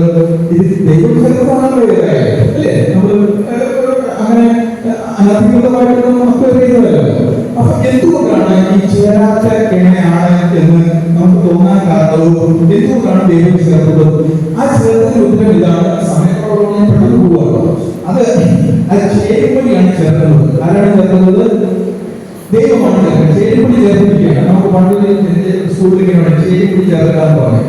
അപ്പൊ ഈ ചേരുമ്പടി ചേർക്കുന്നത് എങ്ങനെയാണെന്ന് വെച്ച് കഴിഞ്ഞാല്, നിന്റെ കുറവുകളെ നിറവുകളാക്കണമെങ്കിൽ ഈ കക്ഷി ചേർന്നാലേ പറ്റൂ. എന്തിനാണ്? എന്റെ കുറവുകളെ നിറവുകളാക്കണമെങ്കിൽ ഈ കക്ഷി ചേർന്നാലേ പറ്റൂ. അങ്ങനെ ഒരു കക്ഷി എന്റെ കൂടെ ചേർന്നതുകൊണ്ടാണ് ഞാൻ ഇന്ന് നിങ്ങളുടെ കൂടെ നിങ്ങളുടെ മുമ്പിലെ ഈ ആൾക്കാരെയും ഈ മൈക്ക് പിടിച്ചു നിൽക്കുന്നത്. ഇങ്ങനെ ചെയ്തില്ല. ഞാൻ പറഞ്ഞില്ല, ഞാനൊരു പോലീസ് ഓഫീസറാണ്. കൈക്കൂലി കിട്ടുന്ന ആളല്ല. കൈക്കൂലി വാങ്ങാൻ സോപ്പൊക്കെ വാങ്ങിച്ചിട്ടില്ല. അന്ന് ഈ കർത്താവ് ഇങ്ങനെ ഒരു ജ്ഞാനത്തിലേക്ക് കടത്തിവിട്ട് ഈ ദൈവവചനം തിരുവചനത്തിന്റെ വെളിച്ചത്തിലൂടെ എന്നെ പഠിപ്പിച്ചില്ല എന്നെങ്കിൽ ഞാൻ ഇന്ന് ഏതെങ്കിലും ഡീഅഡിക്ഷൻ സെന്ററിൽ കിടക്കേണ്ടതാണ് കേട്ടോ. കാരണം ഒരുപാട് പേര് എനിക്കറിയാം, 80 വയസ്സായിട്ടും 90 വയസ്സായിട്ടും ഈ ചില ദൃശ്യങ്ങൾ വിടാൻ പറ്റാതെ ഇപ്പോഴും ഈ അഡിക്ഷൻ സെന്റേഴ്സിൽ നിങ്ങൾ പറഞ്ഞില്ലെങ്കിൽ മാനസാന്തരം വന്നില്ല എന്ന് വിചാരിക്കും. ദൈവമാണ് പങ്കാളികൾ. ഇനി രണ്ടാമത്തെ അറിവ്, ദൈവം യോജിപ്പിച്ചത് മനുഷ്യൻ വേർപെടുത്തരുത്. മൂന്നാമത്തെ അറിവ്, വിവാഹത്തിൽ 3 പേരാണ് വിവാഹത്തിലാകുന്നത്, വരനും വധുവും കർത്താവും. ഈ 3 കാര്യങ്ങളുണ്ട് കേട്ടോ. ഇനി നമുക്ക് കുറച്ച് പ്രായോഗിക വശങ്ങളിലേക്ക് പോകാം കേട്ടോ. കുറച്ച് പ്രായോഗിക വശങ്ങൾ. ഈ പ്രായോഗിക വശങ്ങൾ ഞാൻ പഠിക്കാൻ കാരണം എന്താണെന്ന് വെച്ച് കഴിഞ്ഞാൽ, ഞാനിത് ബുദ്ധിമുട്ടുണ്ടായിരുന്നു ഞാൻ പറഞ്ഞല്ലോ നിങ്ങളോട്. അപ്പൊ ഇങ്ങനെ ധ്യാനത്തിലൊക്കെ ചെന്ന് കഴിഞ്ഞപ്പോൾ പിന്നെ ധ്യാനത്തിന് പോകാൻ എനിക്ക് തിരുവചനത്തോടൊരു ആഭിമുഖ്യം, തിരുവചനത്തോടൊരു ഇഷ്ടം എന്നല്ല, ഒരു പ്രേമം, ഉൾപ്പെടമായ ഒരു വാഞ്ച. അതായത് ഞാൻ അങ്ങനെ പിന്നെ എവിടെ ധ്യാനം പറഞ്ഞാലും പോകും. അങ്ങനെ പല ധ്യാനത്തിനും പോയ കൂട്ടത്തില് ഒരു ധ്യാനം ഞാൻ ധ്യാനം പങ്കെടുത്തില്ല. അദ്ദേഹത്തിന്റെ ധ്യാനത്തിന് എനിക്ക് പോകാൻ പറ്റിയില്ല. അന്ന് ഈ CD ഒക്കെ കുറേശ്ശെ വരുന്ന സമയത്തു. പിന്നെ ഇപ്പൊ ഈ പെൻഡ്രൈവ് കാര്യങ്ങളൊക്കെ പിന്നീട് വന്ന കാര്യങ്ങളാണ്. വളരെ നാൾ മുമ്പാണ്, 45 വർഷം മുമ്പ് ഞാൻ വിവാഹം ചെയ്തെന്ന് പറഞ്ഞല്ലോ.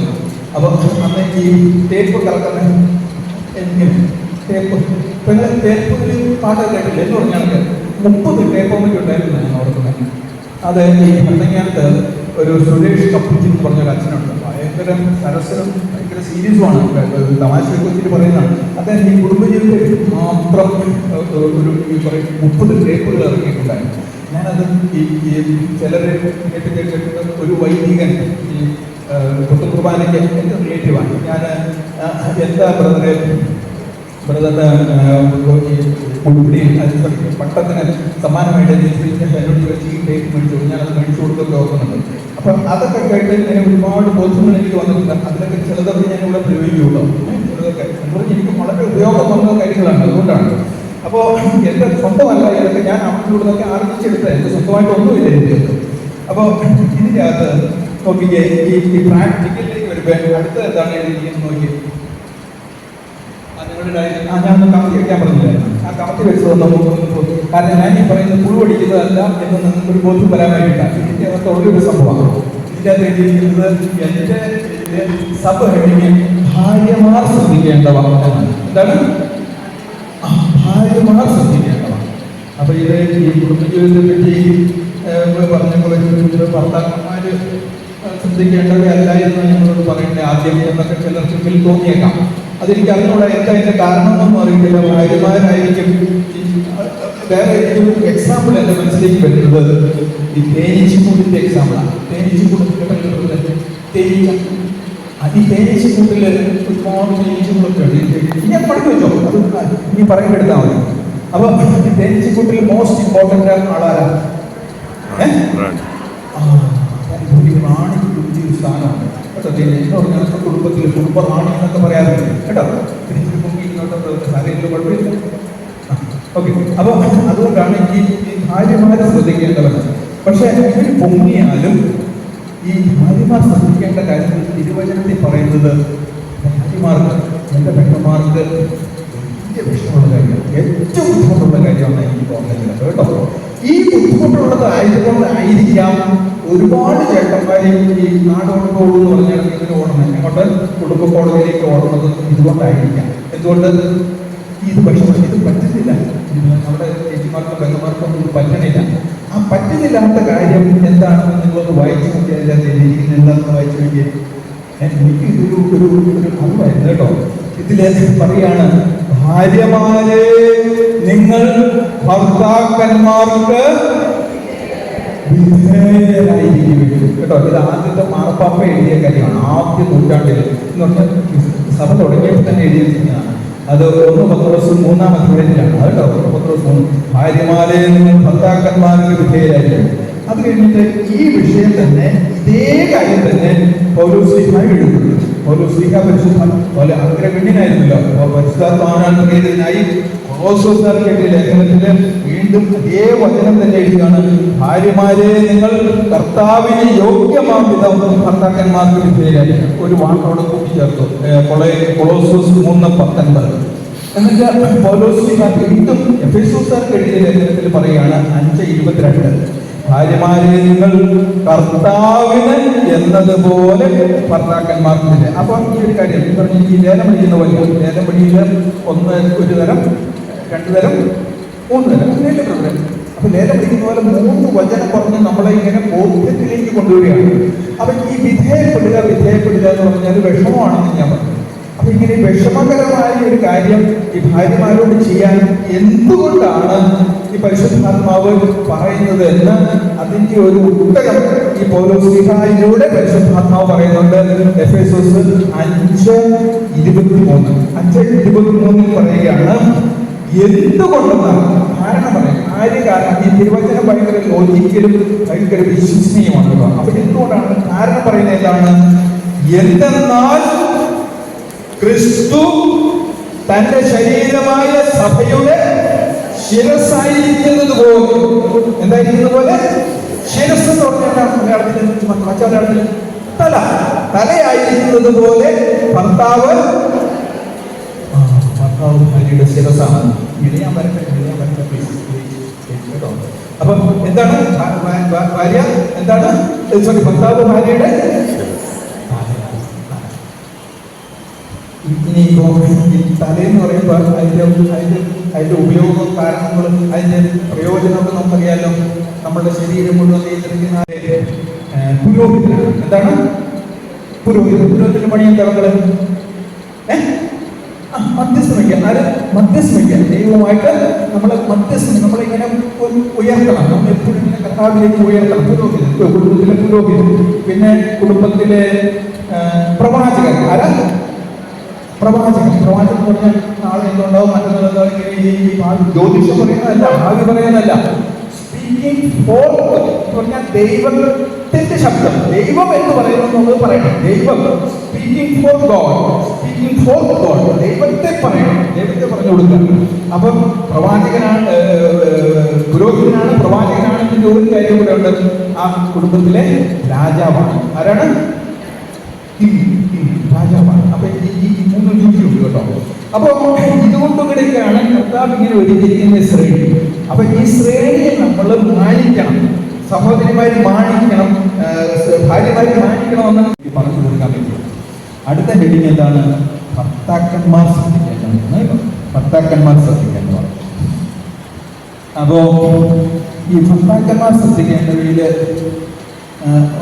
ഒരുപാട് കാര്യങ്ങളുണ്ട്. അതിലും ഇങ്ങനെ ഒത്തിരി സമയം കുറവുള്ളതുകൊണ്ട് ഞാൻ ഒരു കാര്യം മാത്രമേ പറയുള്ളൂ. നിങ്ങൾക്ക് ഓർത്തിരിക്കാനൊക്കെ എളുപ്പമാണ്.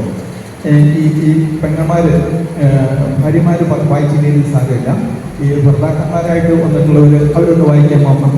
ഭർത്താക്കന്മാർ ചെയ്യേണ്ടത് എന്താണെന്ന് വായിക്കാമോ? പലയിടത്തും വായിക്കാറില്ല കേട്ടോ. ഈ ടോപ്പ് കൊടുക്കുമ്പോൾ പലയിടത്തും വായിക്കാറില്ല, അവർ വായിക്കുകയില്ല. അവർ വായിക്കില്ല, ദൂരെ ആയിരിക്കണമെങ്കിൽ വായിച്ച് കേൾക്കുകയില്ല. അതുകൊണ്ട് ഞാൻ തന്നെ വായിച്ചേക്കാം കേട്ടോ. അത് ഭർത്താക്കന്മാർ ചെയ്യേണ്ടതാണ്. ഭാര്യയെ സ്വന്തം ശരീരത്തെ എന്ന പോലെ സ്നേഹിക്കണം. അതിൻ്റെ സഭ ഇടിക്കും. എന്നിട്ട് പറയുകയാണ് ഭർത്താക്കന്മാർ. നിങ്ങൾക്ക് സന്തോഷമുള്ള കാര്യമാണ്, ശ്രദ്ധിച്ചു കേട്ടോ. രണ്ട് കാലം തുറന്ന് കേൾക്കണേ. ഇതിൽ കേട്ടിട്ട് വീട്ടിലെന്ന് പറയാലോ. ഭർത്താക്കന്മാരെ ക്രിസ്തു സഭയെ സ്നേഹിച്ചതുപോലെ നിങ്ങൾ ഭാര്യമാരെ സ്നേഹിക്കണം. എങ്ങനെ സ്നേഹിക്കണം? പറയുന്നത് അവിടെ പറയട്ടെ. എങ്ങനെ സ്നേഹിക്കണം പറഞ്ഞത്? ആര് സ്നേഹിക്കുന്ന പോലെ? ഞാൻ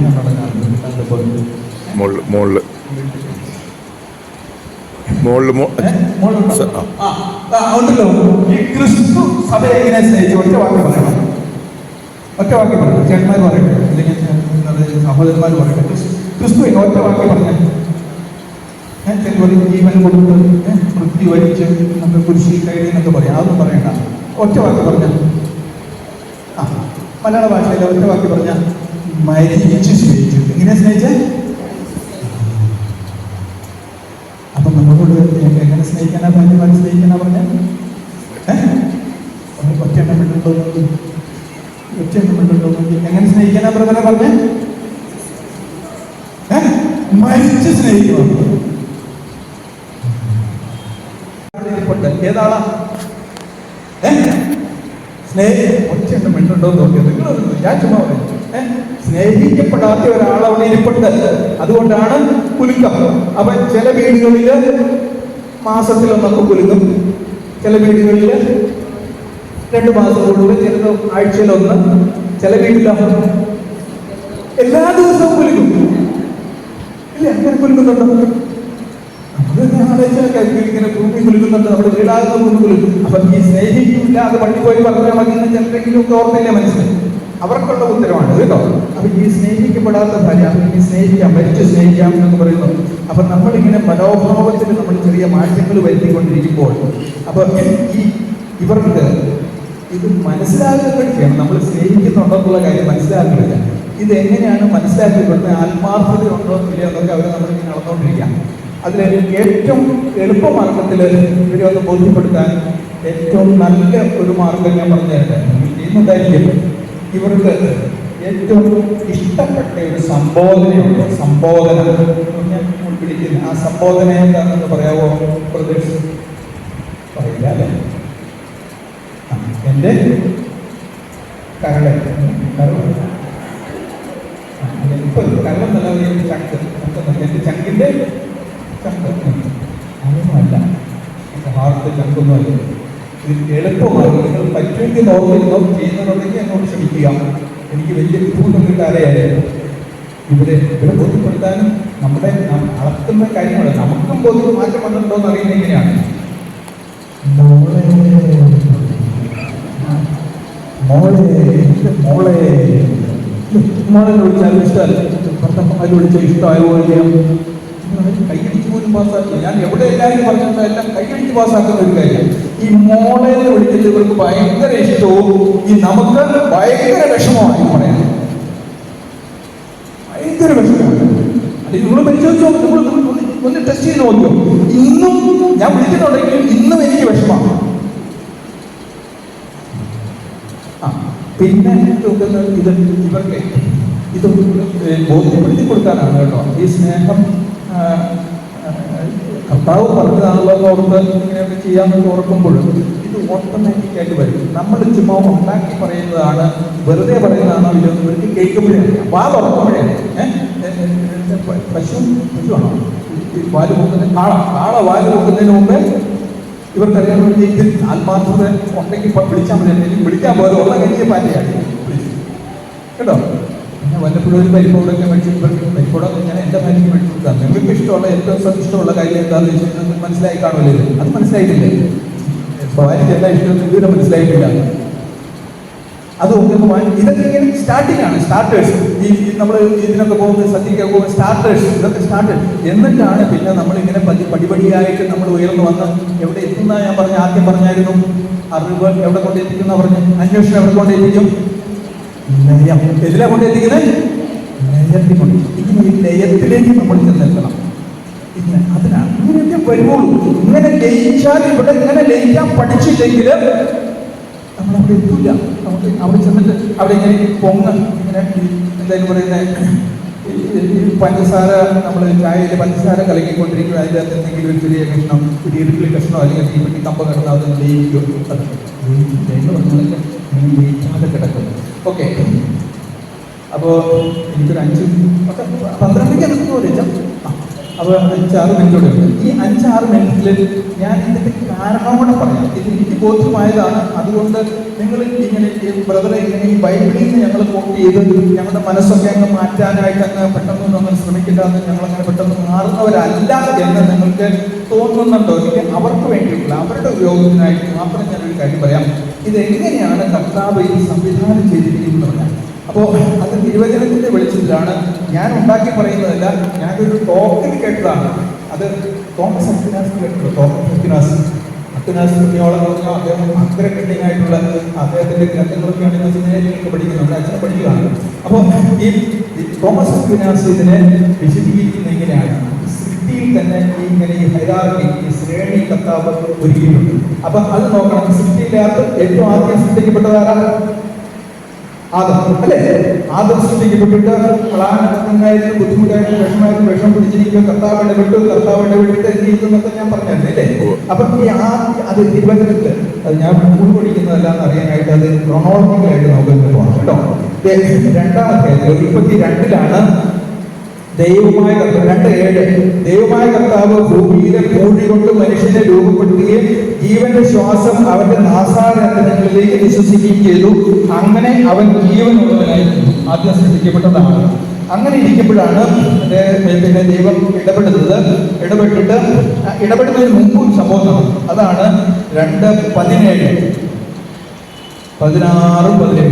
അവിടുന്ന് അവനോട് കൽപ്പിച്ചു, തോട്ടത്തിലെ എല്ലാ വൃക്ഷങ്ങളുടെയും ഫലം ഭക്ഷിച്ചുകൊള്ളുക, എന്നാൽ നന്മ തിന്മകളെ കുറിച്ചുള്ള അറിവിന്റെ വൃക്ഷത്തിലെ ഫലം നീ തിന്നരുത്, തിന്നുന്ന ദിവസം നീ മരിക്കും. അപ്പൊ ഇത് ആരോട് പറഞ്ഞു? ദൈവമായ കർത്താവ് ആദത്തോട് പറഞ്ഞു. അങ്ങനെ ഇരിക്കുമ്പോഴാണ് പേരിൽ കർമ്മം നടക്കുന്നതും ഇദ്ദേഹത്തിന് വിഷമം ഉണ്ടാകുന്നതും കർത്താവ് ഇടപെടുന്നതും. ആരെ സൃഷ്ടിച്ചു? ഹവ്വായെ സൃഷ്ടിച്ചു. എങ്ങനെ സൃഷ്ടിച്ചെന്ന് ഞാൻ പറയാത്ത അറിയാത്ത സമയമില്ലാത്തതുകൊണ്ട് ഞാൻ പറയുന്നില്ല. ചുരുക്കി പറയാം, ഉറക്കെ കിടത്തി, അല്ലേ? ഉറക്കെ കിടത്തിയിട്ട് എന്തെടുത്തു? വാരിയല്ലെന്ന് നമ്മൾ ഇതുവരെ പഠിച്ചു വെച്ചിരിക്കുന്നത്. ശരിക്കും പണ്ഡിതന്മാരിപ്പോൾ പറയുന്നത് വാരിയല്ലല്ല, അതൊരു വശം എടുക്കുന്നതാണ്. ഏതാണ്? ഒരു വശം തന്നെ എടുക്കുന്നതാണ്. അപ്പൊ ഈ ഭാര്യ ഭർത്താവിന്റെ ഉള്ളിലായിരുന്നു സേല, TSELA എന്നാണ് ആ വാക്ക് ഉപയോഗിക്കുന്നത്. അത് തർജ്ജമയിൽ വന്നൊരു ചെറിയ എന്തോ പക്ഷകാരനാണ് പറയുന്നത്. വാരിയല് എന്ന് പറഞ്ഞുകൊണ്ടിരിക്കുക ഇപ്പോഴും.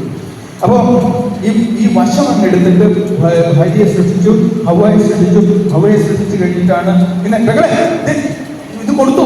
ബോധം കെട്ടിക്കിടക്കുകയായിരുന്നു. അതിന് ബോധം തെളിയിച്ചപ്പോൾ ഇദ്ദേഹം ചെയ്ത് കണ്ണൊക്കെ തിരിഞ്ഞ് ഇറങ്ങി എഴുന്നേറ്റ് വന്നു. എഴുന്നേറ്റ് പോകുന്ന ആരെയാണ് കാണുന്നത്? ഹവ്വയെ കണ്ടുന്നേ.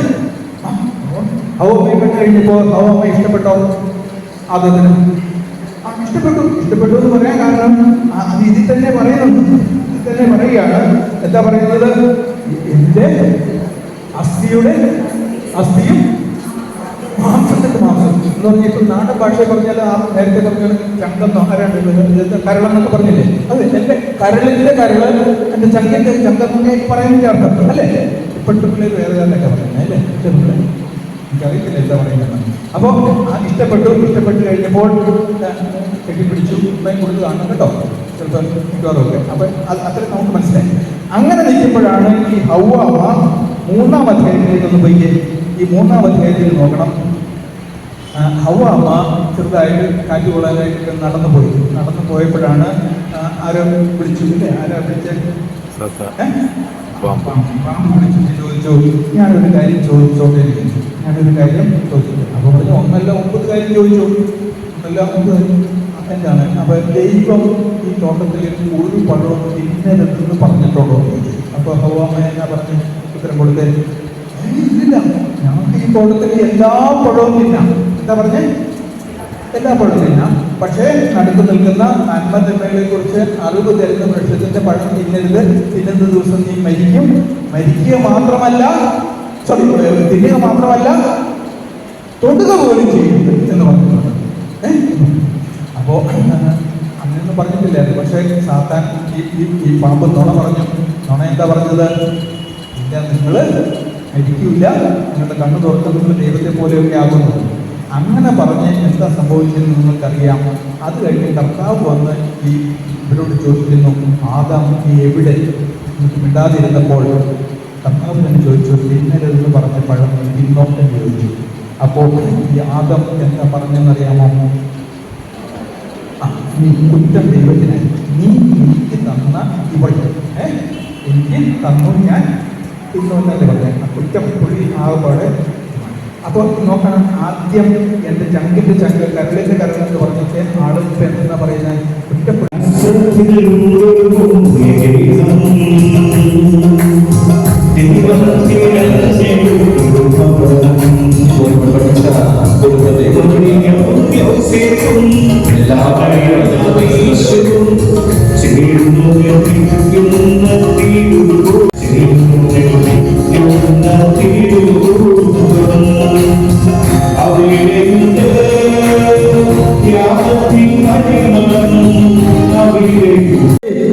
അനുസരിക്കണമെന്ന് ഇന്ന് ഈ വിശ്വാസത്തെ മുഴുവൻ മായം കലർത്തിയില്ലേ? കുറെ യാതൊരു കുറെ ഇതും കുറെ ബൈബിള് കുറെ മൊബൈലും കുറെ ഓളവും കുറെ ഈസ്റ്ററും ഓരോ നിമിഷവും നമ്മുടെ ജീവിതത്തില് കഥാവ് എന്താണ് കൽപ്പിച്ചിട്ടുള്ളത് അത് സൂക്ഷ്മതയോടെ തന്നെ നമ്മൾ ശ്രദ്ധിക്കണം. ഇന്ന് ഈ ലോകത്തിൽ നമ്മുടെ കുടുംബങ്ങളിൽ, നമ്മുടെ സഭയിൽ, നമ്മുടെ സമൂഹത്തെ ബന്ധപ്പെട്ടിരിക്കുന്ന എല്ലാവിധ പ്രതിസന്ധികളിലും മെയിൻ കാരണം കർത്താവ് നമ്മോട് കൽപ്പിച്ചു അവിടെ നിന്ന് നമ്മൾ അകന്നു പോയി എന്നുള്ളതാണ്. അത് 1, 2, 3 പ്രമാണങ്ങളിൽ കർത്താവ് ദൈവത്തെ സ്നേഹിക്കണം, ദൈവത്തെ ആരാധിക്കണമെന്ന് പറയുമ്പോൾ പ്രമാണത്തിൽ പറയുന്നത് എന്റെ തന്നേക്കുള്ള നില മാതാപിതാക്കളെ നീ അവരെ സ്നേഹിക്കണം, നീ അവരെ ബഹുമാനിക്കണമെന്ന്. ഇതെവിടെയാണ് മാതാപിതാക്കളുടെ സ്നേഹവും മാതാപിതാക്കളുടെ ബഹുമാനവും? അല്ലെങ്കിൽ അനുഗ്രഹം മുഴുവനും യാക്കോബ് തട്ടിയെടുത്തുകൊണ്ട് അവിടെ നിന്ന് ഓടിക്കളയുമ്പോൾ, ഏസാവിനെ പേര് ഓടിക്കളയുമ്പോൾ അവസാനം 20 വർഷത്തിന് ശേഷം യാക്കോബ് തിരിച്ച് ഏസാവിന്റെ അടുത്തേക്ക് വരുമ്പോൾ ഭയം മുഴുവനിച്ചിട്ടാണ് യാക്കോബ് വരുന്നത്. അവന്റെ എല്ലാവിധ അവനെ പറ്റിച്ച് അവന്റെ എല്ലാവിധ അനുഗ്രഹങ്ങളെ വെളിച്ചെടുത്തവനാണ്. അതുകൊണ്ട് തന്നെ പേടിച്ച് വിറച്ചു വരുന്ന യാക്കോബിനെ സ്വീകരിക്കുന്ന ഏസാവിന്റെ ഒരു മുഖം അല്ലെങ്കിൽ ഏസാവിന്റെ ഒരു ചിത്രം ബൈബിൾ വരച്ച് കാണിക്കുന്നുണ്ട്. യാക്കോബ് ഇത്രമാത്രം പേടിച്ച് തന്റെ സഹോദരൻ തന്നെ സ്നേഹിക്കുമോ, തന്നോട് ക്ഷമിക്കുമോ, അല്ലെങ്കിൽ തന്നെ സ്നേഹിക്കുമോ സ്വീകരിക്കുമോ എന്നറിയാതെ ഭയപ്പെട്ട് വരുന്ന യാക്കോബ്. ഇത് തന്നെയാണ് നമ്മുടെ ജീവിതത്തിൽ ഇന്നും പലപ്പോഴും വിദ്വേഷത്തിലായിരിക്കുമ്പോൾ, സ്നേഹിക്കാൻ പറ്റാതെ വേദപ്പെട്ട അവസ്ഥയിലായിരിക്കുമ്പോൾ നിന്റെ സഹോദരൻ ഭയപ്പെടുകയാണ്. അവന്റെ അടുത്ത് വന്നു കഴിഞ്ഞു കഴിഞ്ഞാൽ അവനെ സ്വീകരിക്കുമോ?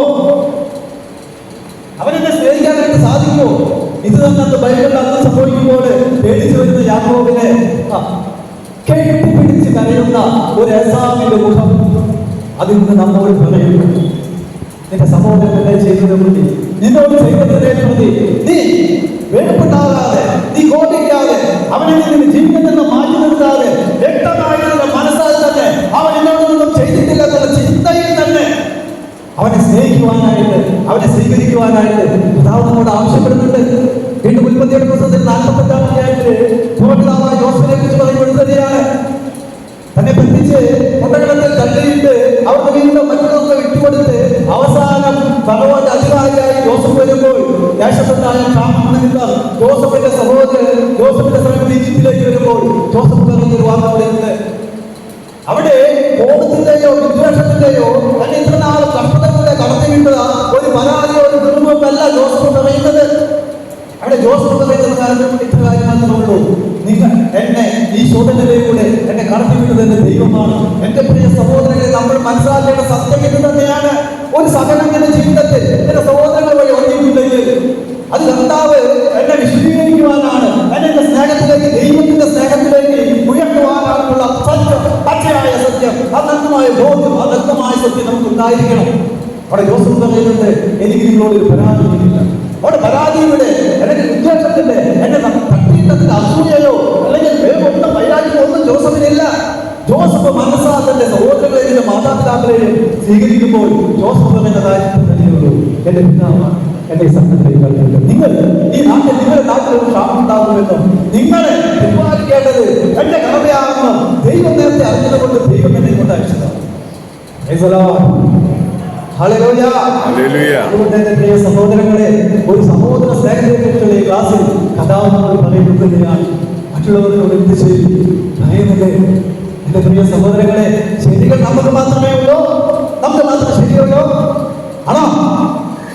നിന്റെ അയൽക്കാർക്കുല്ലേ ശരി, നിന്റെ ഭർത്താവിനുല്ലേ ശരി, നിന്റെ മക്കൾക്കുല്ലേ ശരി, എന്തുകൊണ്ട് നിന്റെ ശരിയെ മാത്രം നീ മുറികേൽപ്പിച്ചുകൊണ്ട് മറ്റുള്ളവരുടെ ശരികളെ അംഗീകരിക്കാതെ അവരുടെ തെറ്റ് മാത്രം ചൂണ്ടിക്കാണിച്ചുകൊണ്ട് എന്തുകൊണ്ട് മറ്റുള്ളവരുടെ ജീവിതത്തിൽ നിന്ന് അകറ്റി നിർത്തുന്നു എന്നീ കാലഘട്ടത്തിൽ നേരിട്ട ഏറ്റവും വലിയ പ്രശ്നം അതല്ലേ?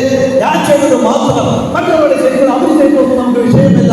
എപ്പോഴും നമ്മൾ അവരെ കുറ്റം കണ്ടുകൊണ്ട് കഥാപാത്രത്തിന്റെ മതവിശേഷം 7-ാം അധ്യായത്തിൽ 5-ാം നിന്റെ സഹോദരനെ നീ വിധിക്കരുത്, നീ വിധിക്കരുത്, അവനെ നീ വിധിക്കരുത്, അവനെ നിന്ന് ദോഷായെന്നോ വിധിയെന്നോ വിളിക്കരുത്. കാരണം നിന്റെ ദൈവമാണ് അവനെ നിന്ന് തന്നിട്ടുള്ളത്. അവന്റെ പുറത്ത് നോക്കി പുറമുണ്ടാകോ, അവന്റെ വിധിയെന്ന് വിളിക്കാനോ, അവന്റെ ജീവിതത്തെ മാറ്റി നിർത്താനോ കർത്താവ് ന്യായവിധിക്ക് നിങ്ങൾ അർഹരാകുമെന്ന്. അതുകൊണ്ടല്ലേ കർത്താവ് പറഞ്ഞ് നിന്റെ സഹോദരന്റെ കണ്ണില് നിന്റെ കണ്ണിലെ കണ്ണിൽ മാറ്റിയിട്ട് ആദ്യം സഹോദരന്റെ കണ്ണില് കരട് മാറ്റാൻ നോക്കുകയും. അതുകൊണ്ട് ഈ ക്ലാസ്സുകളെ നമ്മൾ കടന്നു പോകുമ്പോൾ കർത്താവ് നമ്മൾ പഠിപ്പിച്ച ഈ കാര്യങ്ങൾ ഈ പണ്ടോസിന്റെ മഹത്വത്തിന്റെ വപ്പാക്കാരുടെ കാര്യങ്ങൾ 13-ാം അധ്യായത്തിൽ പറയുന്നത് പോലെ സഹോദരനെ 13, 14, 15 അധ്യായത്തിൽ മുഴുവൻ കടന്നു പോകുന്നത് സഹോദരൻ ഇടർച്ച വരുന്നത് ഒന്നും നീ ചെയ്യരുത് എന്നാ പറയുന്നത്. അത് എത്ര ചെറുതായാലും നിന്റെ സഹോദരൻ ഇടർച്ച വരുന്നത് ഒന്നും നീ ചെയ്യരുത്. ഒരു തരത്തിലും അവനെ നീ വിധിക്കരുത്, അവനെതിരെ പരദൂഷണം പറയരുത്, അവനെതിരെ കള്ളസാക്ഷ്യം പറയരുത്. അത് നിന്റെ അയൽക്കാരനെതിരായാലും സഭകളെതിരായാലും വൈദികർക്കെതിരായാലും നിന്റെ സംഘർഷക്കെതിരായാലും ആർക്കെതിരായാലും നീ വ്യാപിക്കുന്ന മേഖലകളിൽ ഏത് വ്യക്തികളായിരുന്നാലും അവർക്കെതിരെ നീ ഇടർച്ച വരുത്തരുത്. അവരുടെ നന്മ മാത്രം പ്രതീക്ഷിച്ചുകൊണ്ട് നീ ജീവിക്കണം. ഒരു തരത്തിലും നീ അവർക്ക് മാർഗതടസ്സമാകരുതെന്ന് കർത്താവ് പറയുന്നു. അങ്ങനെ കർത്താവ് നമ്മുടെ ഈ വചനങ്ങളുടെ കടത്തിവിടുമ്പോൾ സൂചിപ്പിച്ചതുപോലെ 133-ാം സങ്കീർത്തനത്തിലെ സഹോദരരുടെ ഐക്യം, അതെ എന്റെ പ്രിയ സഹോദരങ്ങളെ, ഈ ലോക ജീവിതമല്ല ഒരു നിത്യജീവൻ ആഗ്രഹിക്കുന്നുണ്ടെങ്കിൽ കർത്താവിനോട് പറഞ്ഞതുപോലെ തന്നെ കൽപ്പനകളോട് പറഞ്ഞതുപോലെ അത് നിങ്ങൾ അനുസരിച്ചുകൊണ്ട് നിങ്ങൾ എന്റെ കൂടെ നിൽക്കുമ്പോൾ, ഏത് സകലങ്ങളിലും നിങ്ങളോട് ചേർന്ന് നിൽക്കുമ്പോൾ ഞാൻ നിങ്ങൾക്ക് നൽകുന്നത് ശാശ്വതമായ സമാധാനവും ശാശ്വതമായ സന്തോഷവുമാണ്. അല്ലെങ്കിൽ നേരത്തെ സൂചിപ്പിച്ചതുപോലെ സ്നേഹം തണുത്തുണർന്ന് പോയിക്കൊണ്ട് ഈ ലോകത്തിലൂടെ എന്റെ കാര്യങ്ങൾ മാത്രം ലക്ഷിച്ചുകൊണ്ട് എന്റെ ഭൗതികമായ കാര്യങ്ങൾ മാത്രം ലക്ഷ്യം വെച്ചുകൊണ്ട് ജീവിക്കുവാനാണ് എന്റെ നിലനിൽപ്പ്, എന്റെ മക്കളുടെ നിലനിൽപ്പ്, എന്റെ സമൂഹം. കഥാപാത്രങ്ങൾ അവകാശം തരുന്നില്ല. നീ കഥാവിന്റെ കൽപ്പനകൾ അനുസരിച്ച് അവന്റെ പ്രവചനങ്ങൾ അനുസരിച്ച് അവന്റെ മക്കളായി കൊണ്ട് ജീവിക്കുവാൻ, അങ്ങനെ ഈ ലോകത്തിന് ശേഷം ഒരു സ്വർഗീയ ജീവിതത്തിലേക്ക് എത്തിച്ചേരുവാൻ ദൈവത്തെ സമ്മതമായി അനുഗ്രഹിക്കേണ്ടതുണ്ട്. സൈനികരോട് പറയുന്നത് പോലെ അതുപോലെ തലയിൽ നിറങ്ങി കൈയോട് ഒഴുകി എനിക്ക് ആ മൂല്യമായ തൈലം പോലെ മറ്റുള്ളവരുടെ പ്രത്യേകിച്ചും മറ്റു ഇടവകയിലെ എല്ലാവരും നിങ്ങൾക്ക് വ്യാപരിക്കുമ്പോൾ നിങ്ങളെ സമൃദ്ധമായി അനുഗ്രഹിച്ചിട്ട് അതുപോലെ പരിശുദ്ധ തൈലം പോലെ പ്രസാരം പോലെ മറ്റുള്ളവരിലേക്ക് സ്നേഹവും സന്തോഷവും പടർത്തുന്ന നല്ലൊരു എന്താ പറയുക ഐക്യത്തിൽ ജീവിക്കുവാനായിട്ട് ഇടവകയുടെ എല്ലാവരും ജീവിക്കാനായിട്ട് ദൈവമേവരെയും സമൃദ്ധമായി അനുഗ്രഹിക്കട്ടെ. വിശ്വസിയായിരിക്കും ശ്രദ്ധയായിരിക്കും.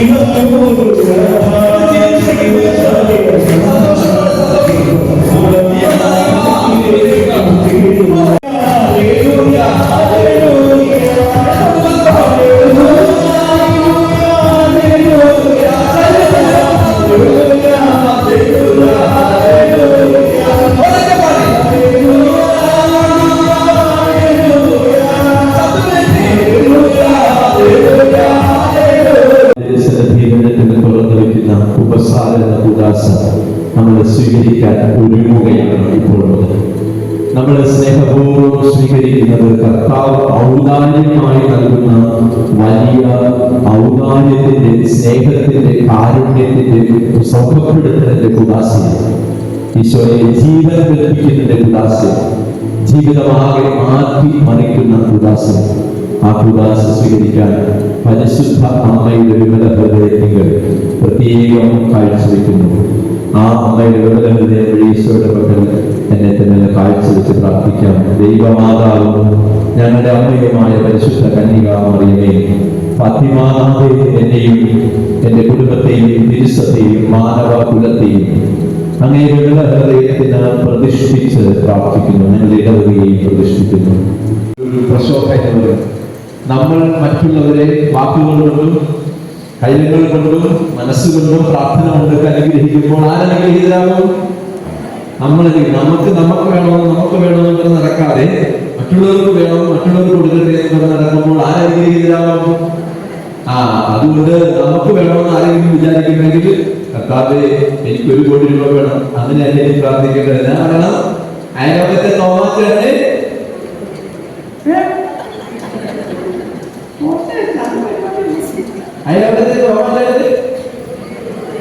കൊടുക്കുന്നതിന് മുമ്പ് എനിക്ക് തരുന്നുണ്ട്. അങ്ങനെയല്ലേ? അയലോകത്തെ അപ്പുറത്തെ നമുക്കൊരു അങ്ങനെ ആശീർവദിക്കുന്നവർക്ക് നമുക്കൊന്ന് പരിശ്രമിച്ച് നോക്കിയല്ല.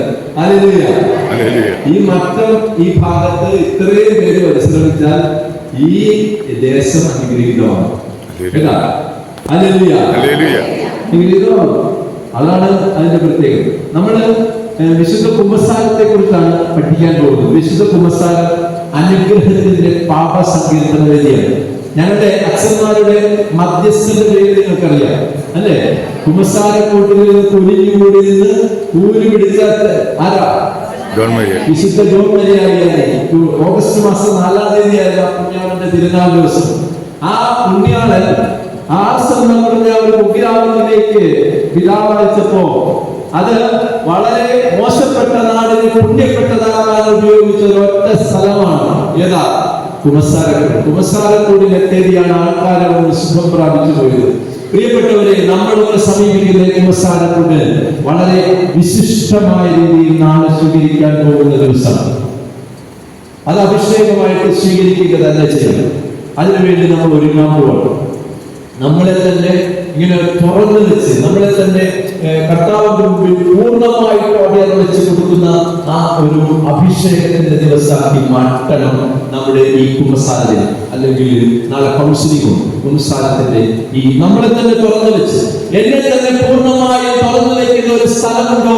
ആ സ്ഥലത്തിന്റെ പേരെന്താ? കുമ്പസാരം.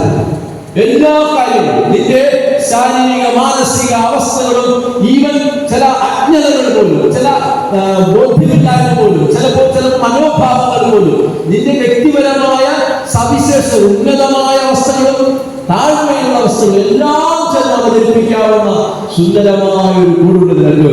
അതാണ് കുമ്പസാരത്തിൽ കാരുണ്യത്തിന്റെ കൂട്. പ്രിയപ്പെട്ടവരെ, ഏത് അച്ഛനെടുത്ത് കുമ്പസാരിച്ചെന്നുള്ളതല്ല കേട്ടോ പ്രധാനപ്പെട്ടത്. ഏത് അച്ഛനെടുത്ത് കുമ്പസാരിച്ചെന്നുള്ളതല്ല പ്രധാനപ്പെട്ടത്. കാരണം എല്ലാ കൂട്ടിലും ഇരിക്കുന്നത് ഈശോ തന്നെയാണ്. കർത്താവിന്റെ അടുത്ത് കുമ്പസാരിക്കാൻ ഞാൻ എങ്ങനെ ചെയ്തു എന്നുള്ളതാണ് പ്രധാനപ്പെട്ടത്. എന്റെ ഇടമാണ്. ലൂക്കായുടെ സുവിശേഷം 15-ാം അധ്യായം വളരെ മനോഹരമാണ്. 11 മുതൽ 24 വരെയുള്ള തിരുവചനങ്ങളാണ് വളരെ കുമ്പസാരത്തിന്റെ ശക്തമായ ആധാരം. വിശുദ്ധ ലൂക്കായുടെ സുവിശേഷം 15-ാം അധ്യായം 11 മുതൽ 24 വരെയുള്ള സമയത്ത് വളരെ പ്രത്യേകമായിട്ട് കർത്താവിന്റെ വചനം ഇങ്ങനെ മുന്നോട്ട് പോകുമ്പോൾ കർത്താവ് ഏറ്റവും ശ്രേഷ്ഠമായ ലോകജനങ്ങളുടെ പോലും ഹൃദയത്തോട് ചേർത്ത് വെക്കുന്ന ഒരു ഉമ്മയാണിത്. അല്ലേ? പല അവസരങ്ങളായിട്ട് ടീച്ചിങ് കൊണ്ട് പ്രബോധനമുണ്ട്, പിന്നെ ഒഴുക്കുകൊണ്ട്, പിന്നെ ഡയറ്റായിട്ടുണ്ട്, 4 മണിക്കൂറോളം എടുത്ത് ഒരുങ്ങുന്ന പ്രസാദത്തിന് വേണ്ടി. അപ്പോ നിങ്ങളോട് പറയാനുള്ളത് ആരോഗ്യ ഒരു പ്രബോധനം നടത്തപ്പെടും. ഇതിനുശേഷം നമ്മള്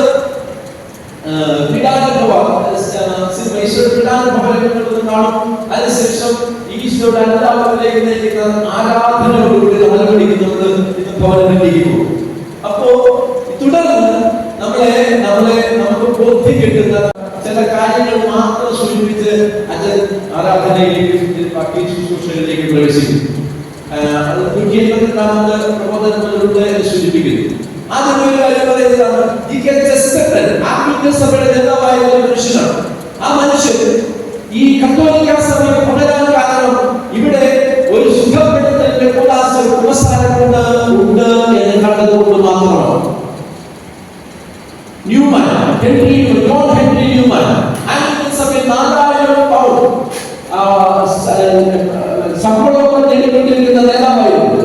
ആ മനുഷ്യൻ ആംഗ്ലിക്കൻ സഭയെ വിട്ടകന്നിട്ട് കത്തോലിക്ക സഭയെ തുടരാൻ കാരണം അനുഗ്രഹത്തിന്റെ അഭിഷേകത്തിന്റെ ഒരുമിച്ച് നന്നായിട്ട് പരിചയമുണ്ട്. അപ്പൊ വിശ്വസിച്ച് പറഞ്ഞാൽ ഭയങ്കര സന്തോഷം എനിക്ക്. അപ്പൊ പാലൂരുണ്ടായിരുന്ന കൈപ്പേരിന്റെ പരിചയമുണ്ടാകും. കൈപ്പേരിന്റെ ഇവിടെയായിരുന്നു ഞാൻ PhD ചെയ്തത്. അറിയാമോ? സാരഥി നമ്മുടെ നമ്മോടൊപ്പമുള്ള ഡ്രൈവർമാരെ വെച്ചുകൊണ്ടൊരു മഹാപ്രസ്ഥാനത്തിലേക്ക് സ്നേഹം പറഞ്ഞത് മാത്രം. പ്രിയപ്പെട്ടവരെ, അനുഗ്രഹത്തിന്റെ നന്മകൾ ഒരാളെ മാറ്റിമറിക്കുന്ന ഞാൻ സൂചിപ്പിക്കാൻ കാരണം ഞാൻ ചിറ്റൂർ ധ്യാനത്തിൽ 2 ആഴ്ചകളുള്ളൂ. അവിടെ എല്ലാ ആഴ്ചയും ആന്തരിക സൗഖ്യധ്യാനങ്ങൾ വരുന്നുണ്ട്. വെള്ളിയാഴ്ച ആരംഭിച്ച് ഇന്ന് അതിന്റെ ശക്തമായ മുന്നേറ്റമുള്ള ദിവസമാണ്. ചൊവ്വാഴ്ച നാളെ ബുധനാഴ്ച രാവിലെ അവസാനിക്കും. എല്ലാ ആഴ്ചകളും. പിന്നെ എമറിയാണ് അടുത്ത 15-ാം തീയതി ആരംഭിക്കും. യുവജനങ്ങൾക്ക് വേണ്ടി മാത്രമുള്ള ധ്യാനം എല്ലാ മാസവും.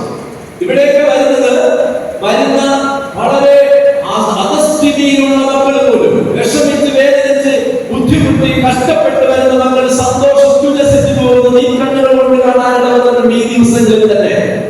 പ്രിയപ്പെട്ടവരെ, അത് സംഭവിക്കുന്നത് അനുഗ്രഹത്തിന്റെ ഉല്ലാസങ്ങളും നന്മകളുടെ പ്രബോധനങ്ങളും ഈശോയുടെ ആഴമായ വിശ്വാസം സംഭവിക്കുമ്പോഴാണ്. ഹല്ലേലൂയ. ഹല്ലേലൂയ. അതും ഇവിടെ സംഭവിക്കുകയെന്ന് ചെയ്യണം. അതിവിടെ സംഭവിക്കുന്നത് അതുകൊണ്ട് ധാരാളം ഒഴുകി ആഗ്രഹത്തോടെ നമ്മുടെ ഈ അബ്ദുൽ കലാം സാറ് ഇങ്ങനെ ഭയങ്കര ശക്തമായിട്ട് മുന്നോട്ട് പോകണം. ചോദിച്ചിട്ടുണ്ട് സാറ് സംഭവിക്കുന്നത് ഞാൻ മറ്റൊക്കെ ഇങ്ങനെ ബദലാകുന്നുണ്ട്. അപ്പൊ സാധാരണ എടുത്തിട്ടുണ്ട് first you decide, second U dream, third U hard work. മൂന്ന് കാര്യങ്ങളാണ് പറയുന്നത്. അതിന്റെ പ്രിയപ്പെട്ട മണ്ഡലത്തിലെ പ്രിയപ്പെട്ട അമ്മമാരുടെ അമ്മമാരോട് പറയട്ടെ, ഫസ്റ്റ് യു ഡിസൈഡ് ഒന്ന് ആഗ്രഹിക്കും, രണ്ട് സെക്കൻഡ് യു ഡ്രീം, നീ ഒന്ന് സ്വപ്നം കാണുക, തേർഡ് യു ഹാർഡ് വർക്ക്, ഭാരതത്തിന്റെ എല്ലുമുറിയെ പണിയെടുക്കുന്നവർ ആത്മീയതയുടെ വലിയ ശക്തമായ മുന്നേറ്റങ്ങൾ നടത്തുന്നത് നിന്റെയോ നിന്റെ കുടുംബത്തിന്റെയോ നന്മകൾ നീ ഒന്ന് ആഗ്രഹിക്കും. എന്റെ തന്നെ ജീവിതത്തിൽ നന്ദികൾ നീ ഒന്ന് ആഗ്രഹിക്കും. ഒതുക്കി അദമ്യമായ ആഗ്രഹത്തോടെ ഇൻഡെപെൻഡബിൾ ഗോളോടെ, അതായത് ഈശോയെ കാണുന്നത് സഖ്യവും സാഹചര്യം ചാടിപ്പുറപ്പെട്ടില്ല, അതുപോലത്തെ ഒരു ആഗ്രഹം. ഈശോയെ എനിക്കൊന്ന് നവീകരണം വേണം, എന്റെ കുടുംബത്തിന് വേണം. അയ്യോ കുടുംബത്തിന് മറ്റുള്ളവരിൽ വന്നിട്ടില്ല വേണ്ട, നീ വിശ്വസിക്കുക, നീ മാനസാന്തരപ്പെട്ട് അതിന്റെ ഇഫക്റ്റ് അവിടെ എത്തിക്കോളും. പ്രിയപ്പെട്ടവരെ, ഈ ലോകത്തിൽ ഈ ഭൂമിയിൽ കെട്ടുന്നതെല്ലാം സ്വർഗത്തിലും കെട്ടപ്പെട്ടിരിക്കുമെന്ന പത്രോസ്ലിഹായുടെ ഈ കീ എടുത്തു കൊടുത്തിട്ട് പറഞ്ഞ കാര്യമാണ് നമുക്ക് സാധിച്ചിട്ടുണ്ടെങ്കിൽ അത് സഭയുടെ ഈ ഭൂമിയിൽ കെട്ടുന്നതെല്ലാം സ്വർഗത്തിലും കെട്ടപ്പെട്ടിരിക്കും. അത്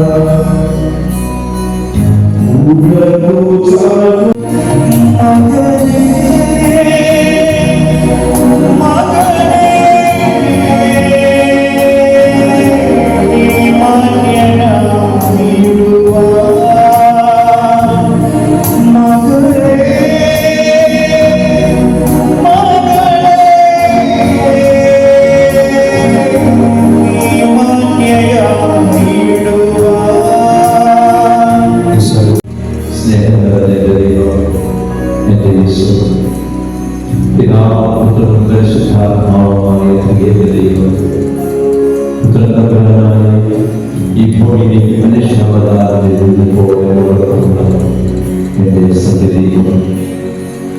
ഞാൻ തിരിച്ചറിയുന്നത് അവിടെ എന്റെ കർത്താവാണ്, എന്റെ ദൈവമാണ്. ഞങ്ങളുടെ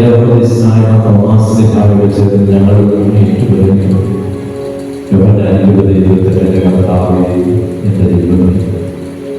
ശരിയെ നോക്കി ആ അവധാനങ്ങളിലേക്ക് എത്തിക്കാം. എന്റെ ദൈവമേ, എന്റെ കർത്താവ്, എന്റെ ദൈവമേ. അവിടെ എന്റെ കർത്താവാണ്, എന്റെ ദൈവമാണ്. സാധിക്കുന്നതിൽ നിന്ന് താൻ കൊമ്പിട്ട്